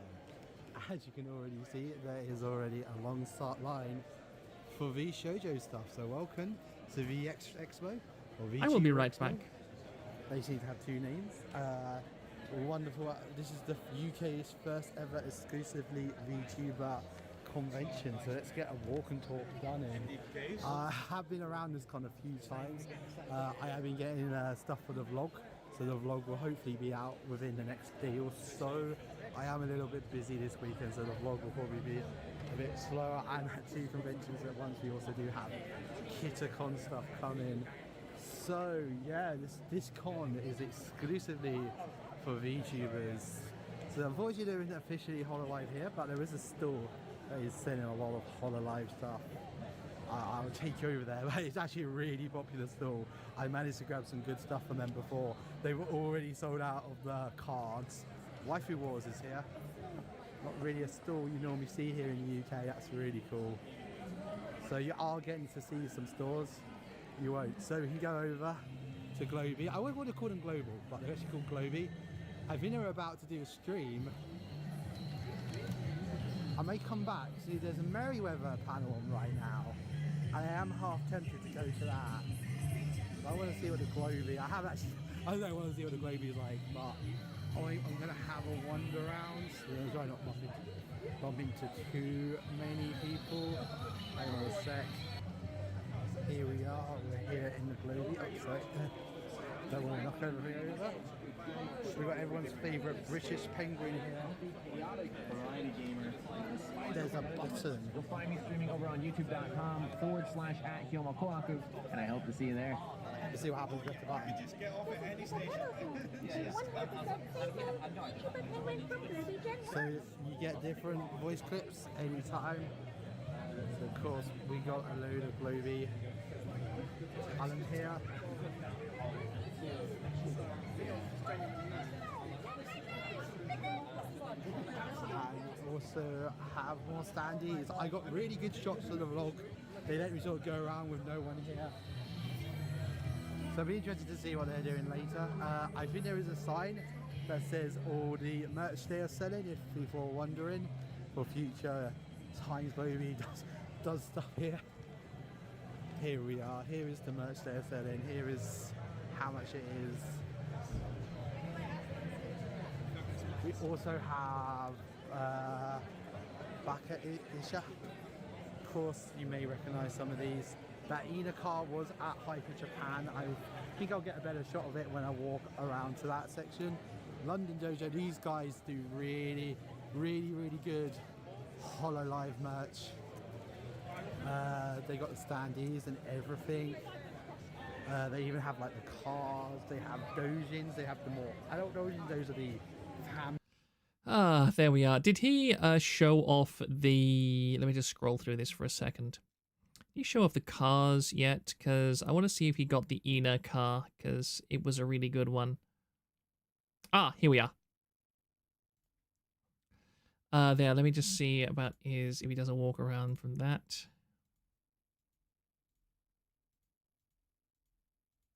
Oh, I forgot to mention that I did go to the Noah Talent panel, and I got fed their PR bullshit about how wonderful and awesome Noah Talent is.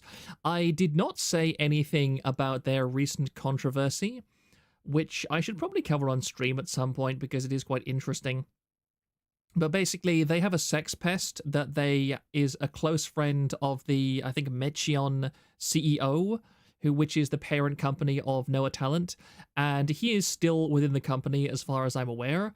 They tried to rebrand him after he was accused by 3 separate talents of being a sex pest towards them.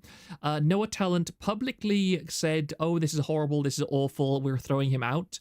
And then, like, a very short while later, they were just like, by the way, we are announcing a new male VTuber is joining our audience, our talent list. And they literally just bought him a new model or something and had him rebrand into that. And he actually just renamed a bunch of his old socials to his new VTuber identity. And well, whose brilliant idea was it to name a company with no talents? Noah Talent has a lot of talents. Like they do have quite a lot of reach. They had something like 7 or 8 at the booth doing meet and greets. So they have quite a lot of contracts. It's just that their new Western brand is not fully established yet. That's all. Let me just play this.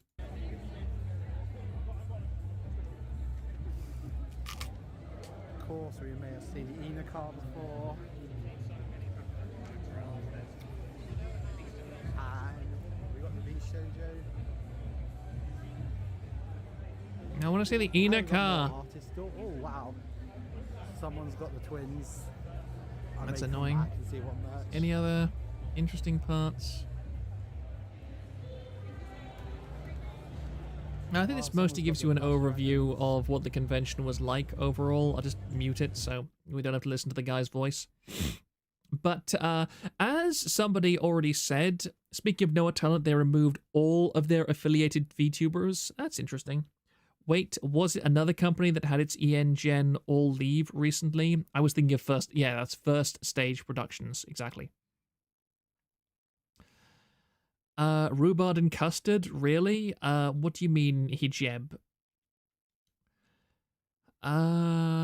Where is it? Oh yeah, Arclight said, a lot more white people than I was expecting. I already covered this, and as I said, that you can see the audience here is like 90 to 95% white or Asian. These guys. Let me just scroll back a tiny bit and see if I can stop on a good frame. These guys are waifu wares. I had a long conversation with them. I was able to speak to them for quite a long time because they are a startup that has just opened. This was their very first convention, and they basically deliberately interface with smaller VTubers, and they sell merchandise for VTubers that are independent and have like only a few hundred CCV to like a low thousand at most. And they sell the kind of stuff that Gamer Sups sells for its special events and so on. Like, you can see they've got waifu cups there as well, and they also have specialized merchandise. They create different stuff. I had a long conversation with them. They are most definitely going on my contacts list. They would be a good UK distributor for some people that I know, basically, so we'll see about getting stuff for them sometime soon. Anything else? There was some weird stuff here and there, some people that were kind of out of place. This one I think sold everything within one day and wasn't there the next day because they were closed with a for sale sign on the next one. Oh no, that not them, somebody else. Sorry. Oh yeah, you can kind of see just where these white cards with blue edges on. That was where the Bridget artwork was, with them in the trans flag. And of course I did not buy anything from that booth. as a result. Why are people shocked it's mostly white people in the UK? Because there aren't that many white people in the UK any longer. We are very rapidly becoming a diminishing reality in our own nation, which is wonderful. This person, oh god damn it, I really hate how it's difficult to. Yeah, this person here also went on my contact list. They don't do much VTuber stuff specifically, but they're an art student that I quite like the look of. So I got their business card as well. Let's also look through here a little bit. I will also say something quite interesting and entertaining for me was the fact that because of how the mixed stage and the concert were only sectioned off from the rest of it by a single black curtain, it really didn't matter all that much whether you managed to get inside of those panels or not, because you could very clearly hear every single thing that went on at any of the concerts anyway, regardless of where you were in the convention hall. In fact, for the main concert, I would say that those people who were on the outside of the concert curtain probably got a better experience than those in the main concert hall itself. Ludmilla VT has merch at Waifu Wears and she's a 2-view. Thank you, Pontiff of Ponwolf. That is a good bit of context. Because the black curtain actually is kind of a, what do they call it? A pop filter or like a noise canceller. So if you were on the outside and somebody with a very high-pitched voice was singing, the black curtain made it a better experience because you weren't getting your eardrums blasted out by the microphone peaking all the time. The Miller VT is one of the 3 talents at the new Corpo Names to Virtual. That's interesting. Let me just look them up. Names to Virtual. That's a very odd name, frankly. Names to Virtual. Maybe I've seen them before. Let me just follow them on Twitter. There we go. Why am I worried? Oh, why is literally everything content warning sensitive content on this? Oh, is Eri Ilulu? Yeah, Eri Ilulu is part of it. By the way, I deliberately didn't have this on mainstream. Have people watched this girl before? Because she seems to be on literally everything. She is constantly on my timeline. And I suppose because I follow Senna and a bunch of other people, so they follow her as well, I'd guess. That's why she's constantly popping up on my timeline. She seems fairly nice. I'm not sure who beeped me on the... Oh, somebody just pinging me with Olive Hill Day's Valkyrie model and saying that she has a fluffy tail. That's quite cute.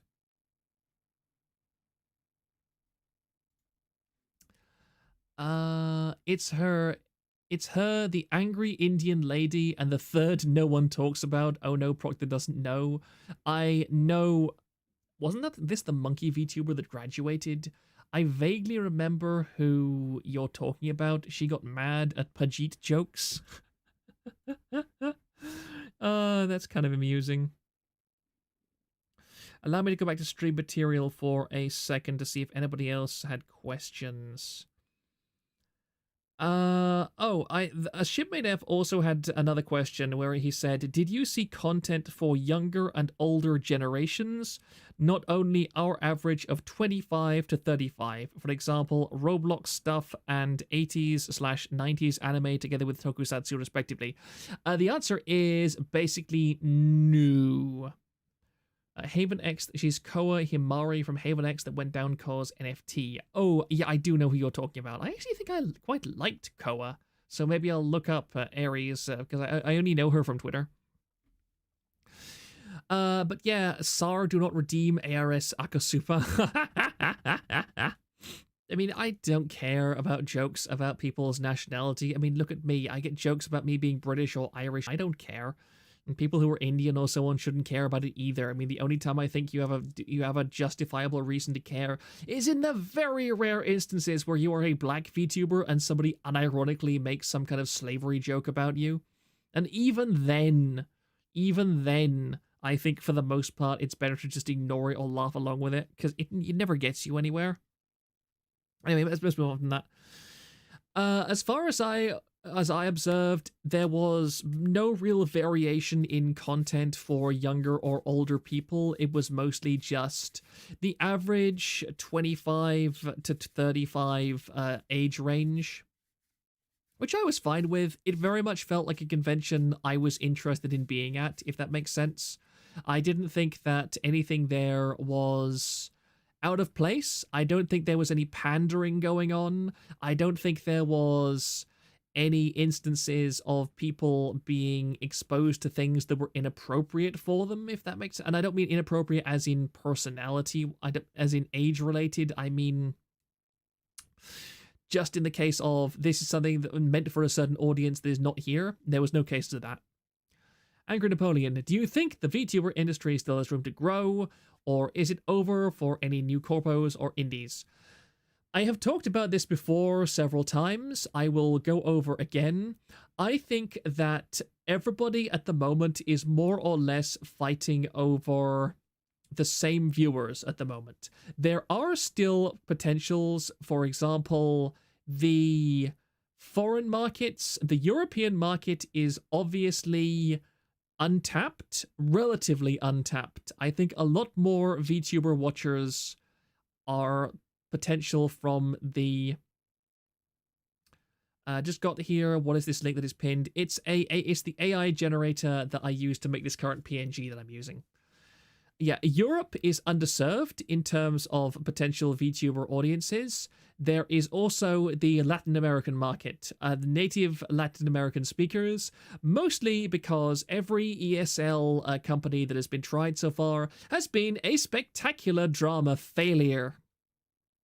And I would really love to do a stream with Busajima Bibi at some point to discuss Latin American VTuber drama, because I know that she has done presentations about it before, which is... I've only managed to watch a couple of them briefly because her time zone is not the best for mine. And the stuff that goes on in the Latin American market makes the worst drama that happens in the Western market seem completely trivial in comparison. There is some insane stuff going on in the Latin American VTuber market, and it's almost completely undocumented because they just talk in a different language, so it's like Japanese drama. It gets filtered through us through third parties. Where was it? EU market is a problem because it's small and very different. The EU fans that I spoke to seem to be extremely dedicated. Porian at Narcon, it was insane. In a 17,000 attendees con, there was one VTuber panel and I kid you not, only 3 VTuber cosplayers. Yes, Drow Hag, best Drow. Yes, she is very much a best hag. And despite not... well, I wish she would do the hag voice more often because it is extremely good. Yeah, us Latinos have no chill, sadly. Oh, yeah, the drama that goes on in the Latina community. Whew. Good grief. What time is it now? I'm starting to get really hungry, actually, so I'm not... Oh, nearly 3 hours, so I'm not going to go on for too much longer. I want to talk a bit about the people that I met who were not VTubers, but were just VTuber fans. A lot of undocumented in the LA sphere, true, yes.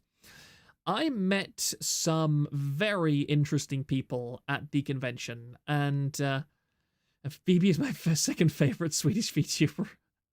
Hijeb, we barely get any kind of conventions at all south of Austria, so I doubt I'll see any kind of anime convention in my life. That's a shame. That's a real shame. I also like Genesis Prism. Like, Genesis Prism is a very good, I think she's Netherlands, Dutch, or is Netherlands the same as Dutch? I think it's like a Dutch Netherlands. They're fairly interchangeable. But yeah, she's a Dutch VTuber, and I really like her. She has a great vibe. Her just chatting stuff is very, very good. She's very high energy. She's got a lot of interaction. She's obviously quite intelligent. I really like her. Very, very, very good VTuber. Highly recommended. Go back to just chatting now. Virtual Asylum, more like Virtual LATAM Refugees Asylum, am I right? I've considered making a dedicated LATAM board before, but the LATAM people have told me it would be a terrible idea, and I kind of defer to their wisdom. But yeah, The people that I met at Vexpo, or rather, I met at the people from the Netherlands are Dutch. Thank you, Borean. Yes. People who I met at the hotel afterwards. One guy I found very interesting. I said this earlier, but I'll say it again because I think not many people were here when I was talking about it. But at the hotel on the Sunday night, I sat down to have pizza at the hotel kitchen, and I sat next to two guys who were talking together, and one of them had a Nanobites shirt on, and the other one had a Kirsche shirt on. He actually had a Kirsche hat on as well, but I didn't even notice that at first. And I broke the ice with them by saying to the guy in the Nanobites t-shirt, "That's a really cool Picora t-shirt you're wearing." And then I just laughed and I said, "I know who it is, don't worry." And that kind of broke the ice with them. And we got talking, and both of them knew knew who I was. I showed them, I said, "Yeah, I'm Proctor Zakharov. Bow before me, you plebs." But no, I didn't say that. But we had a great conversation. The guy in the Nanobites t-shirt had to go eventually. The other guy was part of Nanobites' community as well, although he was wearing a Kirsche t-shirt. I need to get a Kirsche t-shirt myself sometime soon. "I see you are wearing my waifu. Let's become friends." Yes, it was literally that. But this guy was fascinating. Genuinely one of the most interesting people I have spoken to in a long, long time. I think he's a moderator in Nanobites' Discord, and he is a ex-member of the Russian military, who is actually a German, a Russian German, basically. He said that his ancestors were German immigrants into Russia, and they lived in what amounted to like a concentration camp or closed community because of their German heritage within Russia during the communist years. And was it the bomb guy?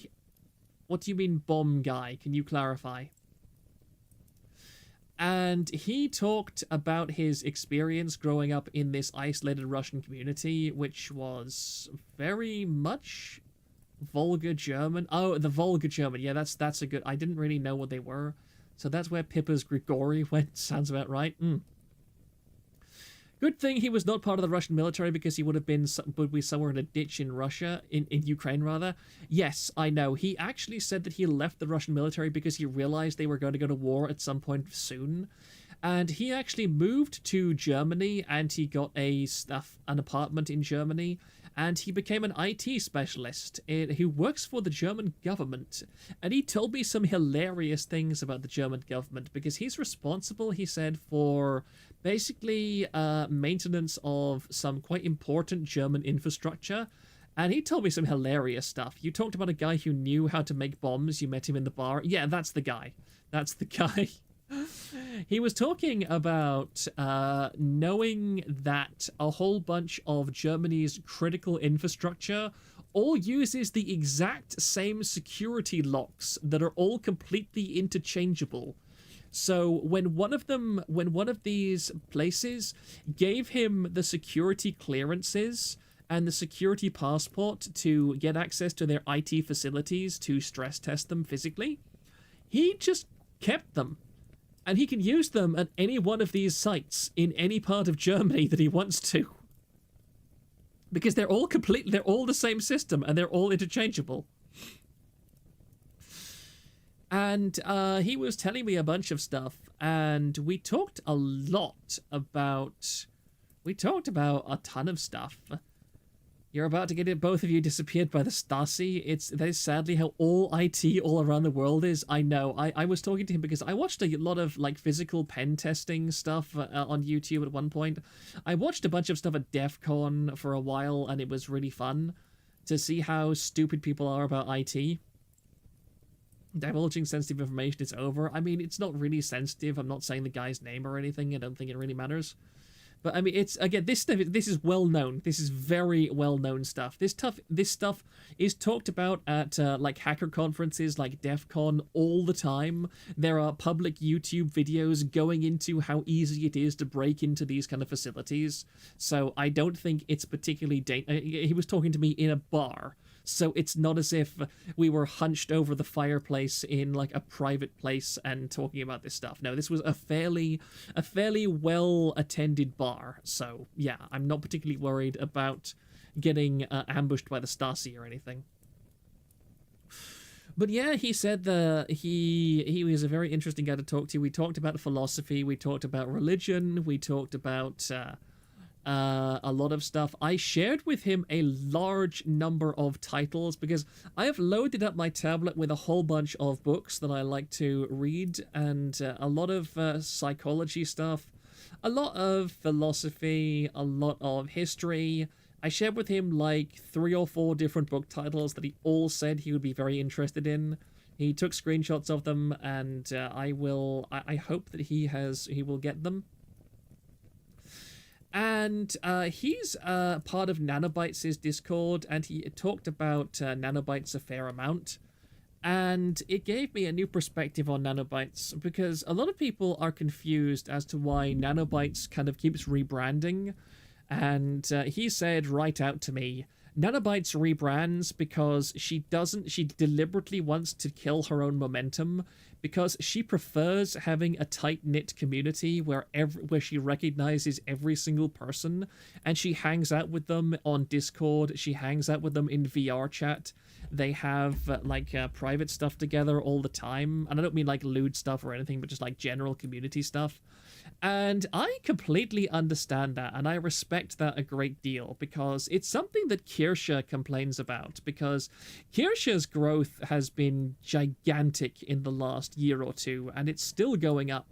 But I mean, her Discord has gone from a community space where she knows everyone to a pretty segregated place where the old people don't like the new people, and the new people are brought in from other communities. They don't know how to interact. They don't know her past, her lore, or anything, etc.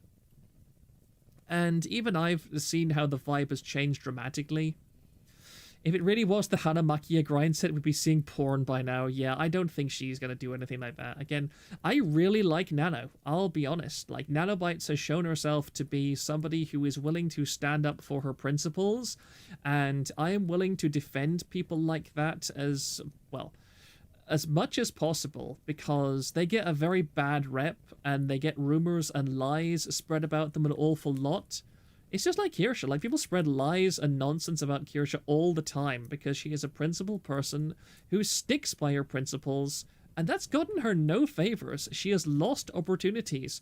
She has had friendships ended because she would not just kowtow to the masses and the majority, whereas other people would. And that is something that gets you true loyalty. And I think that Nanobytes' audience is extremely loyal to her. And if that's the way you're going to go, that's good. The Off-Kai drama would really put Kirsche in the spotlight. There's no going back now. Yes, I agree. And I think that's good. Podwolf said, yeah, it was cool when Nano stood up for FaZe at Axe. Yeah, she also did it at Vexpo as well, I think. But she also stood up for Kirsche, obviously. And that's good. It's all very, very good. And I really respect her for that, as I've said. Oh my goodness, my head is actually starting to spin. That's really awkward. I'm going to ask, is there any other major questions that people might have about Vexpo? Keep in mind that I will be doing another stream on Monday, so if anybody else has stuff they'd like me to go over, I would be more than happy to do it then. Otherwise, for the most part, I think I've more or less covered everything that I wanted to cover at this point. I also had a very good conversation with another guy from Germany. I found that quite interesting. All of the Central European VTuber fans that I met were very grounded, very intelligent, and very, I would say, or maybe not practical, but they weren't stereotypical kind of desperate nerds, put it that way. They were people with rounded personalities and life experiences that indulged in VTubers as a form of escapism, as opposed to a substitute for a developed personality. And I really vibed and gelled with a lot of them. I found their frankness to be very refreshing, and also I liked the fact that most of them tended to have rather non-progressive views. They had very frank... I was kind of scared to mention anything political with them, but when I did, they all pretty much agreed with my takes 100%. They all agreed with me that England was really going to hell in a handcart. They all agreed with my takes on things like immigration and so on. And it was really surprising to me. I fully expected them to be like hardcore progressive types, but no, that wasn't the case in any way at all. In fact, that's what really kind of inspired me. I thought, as I said earlier, there was a surprising lack of rainbow representation at Vexpo. I expected there to be flag stuff shoved down my throat everywhere I went, whereas the only kind of stuff that was there was very subdued. And again, I don't really care about it if it is subdued. If it tries to take over everything, then I have a problem. But no. It was remarkably good overall. Remarkably balanced. That guy there, remember when he said, "You hate Germans." The Germans that I spoke to were the good kind of German, I will say. They were good. They were not the sniveling, cringy kind of Germans that are literally apologetic for having been born German. And I have encountered so many of those, and they sincerely disgust me. They unironically disgust me to have to deal with them. To see them say things like, "I don't deserve free speech because if I had free speech, I'd become a Nazi." And I'm like, again, that is stuff that has unironically been said to me with a straight face by Germans. Ugh. Proctor has read about manufacturing consensus, right? Yeah, I do agree. Like, the perception of the individuals versus the perception on the world stage. You hate Germans because they have no spine. I hate Germans because they have fun and they hate fun and ruin video games.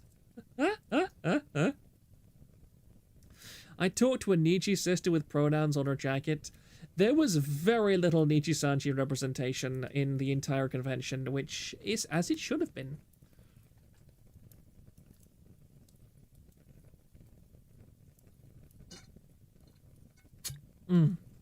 That's the end of my water. Let me just read back up in chat to see if there's anything else that I missed. Because my voice is most definitely starting to wear out by now. I got into VTubing because I noticed a major lack of justice for George Floyd BLM and trans lives matters bullshit in HoloLive. I wouldn't be surprised if a lot of Holo fans are apolitical or right. Yes, they were all at the Kuro. Oh yeah, there was the Kuro. I didn't go anywhere near the Kuro panel. I don't care. So there was nothing there for me. Where is... The Anglosphere is a huge outlier in political opinions. All other European countries are more non-standard politically. Yes, I completely agree with you. It's quite clear to the world now that no effing body agrees with Globo Homo, and feeling like an outsider is fake and inflicted upon us. Yes, I would say that Vexpo was a surprisingly grounded experience in terms of the attitudes of people there. People overall seemed fairly functional, astonishingly enough, and this is one of the reasons why I think that in 2025, if Britain is still there and has not exploded, I definitely want to be a bit more public about being part of TVA. I want to go there with some Kirsche merch. I want to go there with some TVA branding, probably. I want to be more open and say, hey guys, here I am. Let's meet up. Let's talk. Let's let's network, let's communicate. That would be really fun, I think. Assuming TVA doesn't magically explode before that happens, I think that would be a good time. I really do. I deliberately stayed very down low this year because I was sincerely worried that if I said, hey, I'm Proctor Zakharov in the actual convention center, somebody would go, oh no, you're that infamous doxer! I'm going to the staff, and I'm going to get you thrown out now! And I would just be gone, and I don't want that. And again, that's why I didn't interact with Fruit or Ivanito, because those absolutely would be the kind of pathetic people who would run straight to the staff if I said anything even vaguely spicy to them. One of the biggest changes I noticed going on with Nyakon after having not many for years was how much less LGBT etc. stuff there was. Yeah, again, I was astonished at how little rainbow stuff was in the Expo. The doxer who lets Latinx keep posting the N-word. What did I miss? I think at least 20 to 25% of the population buys into GH as a sort of substitute for religion. Yes. It is absolutely a substitute for religion, and it's why I don't like where Ireland is going, because now the Irish have universally ditched the Catholic religion with incredible force. They are going globo homo very fast, and they are going NIMBY very fast as well, and I don't like it. I really hope there's a pendulum swing in Ireland soon, because it's not nice to watch the country that I used to see have such strong moral compasses and such tight family structure just kind of throw it all away in favor of bowing down to the rainbow flag in place of the church. And trust me, the Catholic Church in Ireland was awful.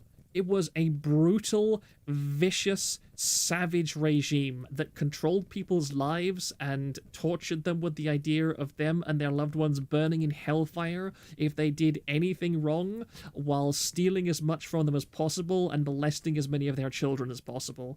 And again, you go to any Irish, the spinsters that would have become church busybodies and are now working in the social services, yes, they all moved away from the church to become part of the social services. And if you start talking to any group of old Irish women, you will hear a minimum of 5 or 6 stories about how their relatives were abused by the church, their relatives were molested, anybody who had a child out of wedlock had to give their child up to the Magdalene laundries. The Magdalene laundry scandals in Ireland is some of the most blackpilling stuff you will read in your life. It was horrifying stuff, and people are still isolated from their birth parents because of nonsense to do with the church, with that kind of stuff, and it's really unpleasant stuff. Lutheran, by the way, so obvious no love for Catholic Church. Wait, how is that different than modern leftism? The same shit, different, different smell. Is that the baby stealing thing? Yes, it is. That is exactly what I'm talking about. Again, it's 3. We're nearly on 3.5 hours. I am tired. My jaw is aching. I am not going to go into a deep history of the Catholic Church and morality and Ireland and all that kind of stuff right now. I do appreciate the interaction it's getting, but I am probably going to end things here, honestly, because I can see people starting to trickle away as well as we get into the dead zone of the night. They really did just swap one dogma for the other, yes. I've been told the Irish Catholic Church went to pot when the Romans took it over, pretty much. Again, it could be an entire stream talking about all this stuff, and maybe in the future, we'll see. Yeah, damned like a good stream, and thank you very much. And again, I thank everybody who has joined. I thank everybody who has watched. I thank everybody who has asked stuff. And again, my conclusion in all of this is I am very optimistic for next year. I think that next year assuming no dramatic stuff happens, assuming we don't get deplatformed, assuming the community holds together, because again, it's the internet. 2 months is 10 years in internet time.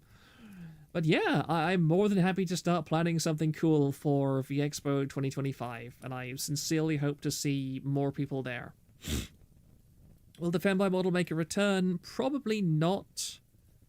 I just kind of want to experiment and throw stuff at the wall and see what happens, and I'm just so impressed by the stuff that AI has been able to throw out.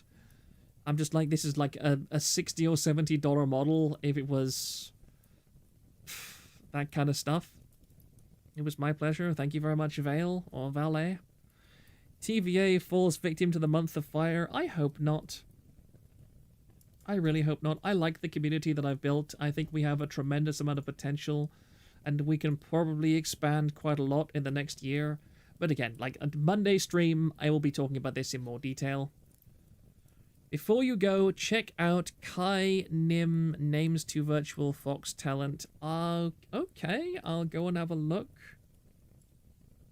Where am I? Yes. What did you say their name was again? Does this PNG intentionally look like Fire Emblem, or was it a happy accident? I have no idea. I have never looked at Fire Emblem in my entire life, so if it happens to look like Fire Emblem, it's a total coincidence. It might be the what do they call it? The LoRa or the whatever, the repository of images that was trained on. So maybe. Either way, I like the look. I like the art style. Let me just copy that name over so I don't have to type it in.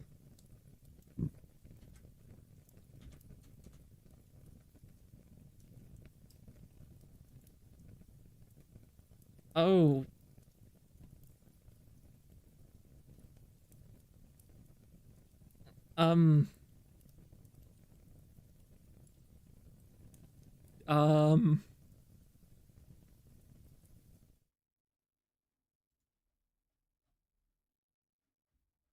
Does this have any more, like, artwork of it here?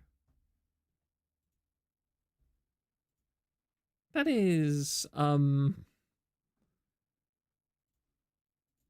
me just have a look. I think I saw, like, no.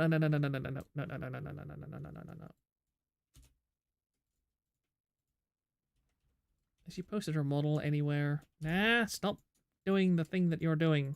Sorry, you can tell I'm really starting to lose focus now. I'm really sleepy.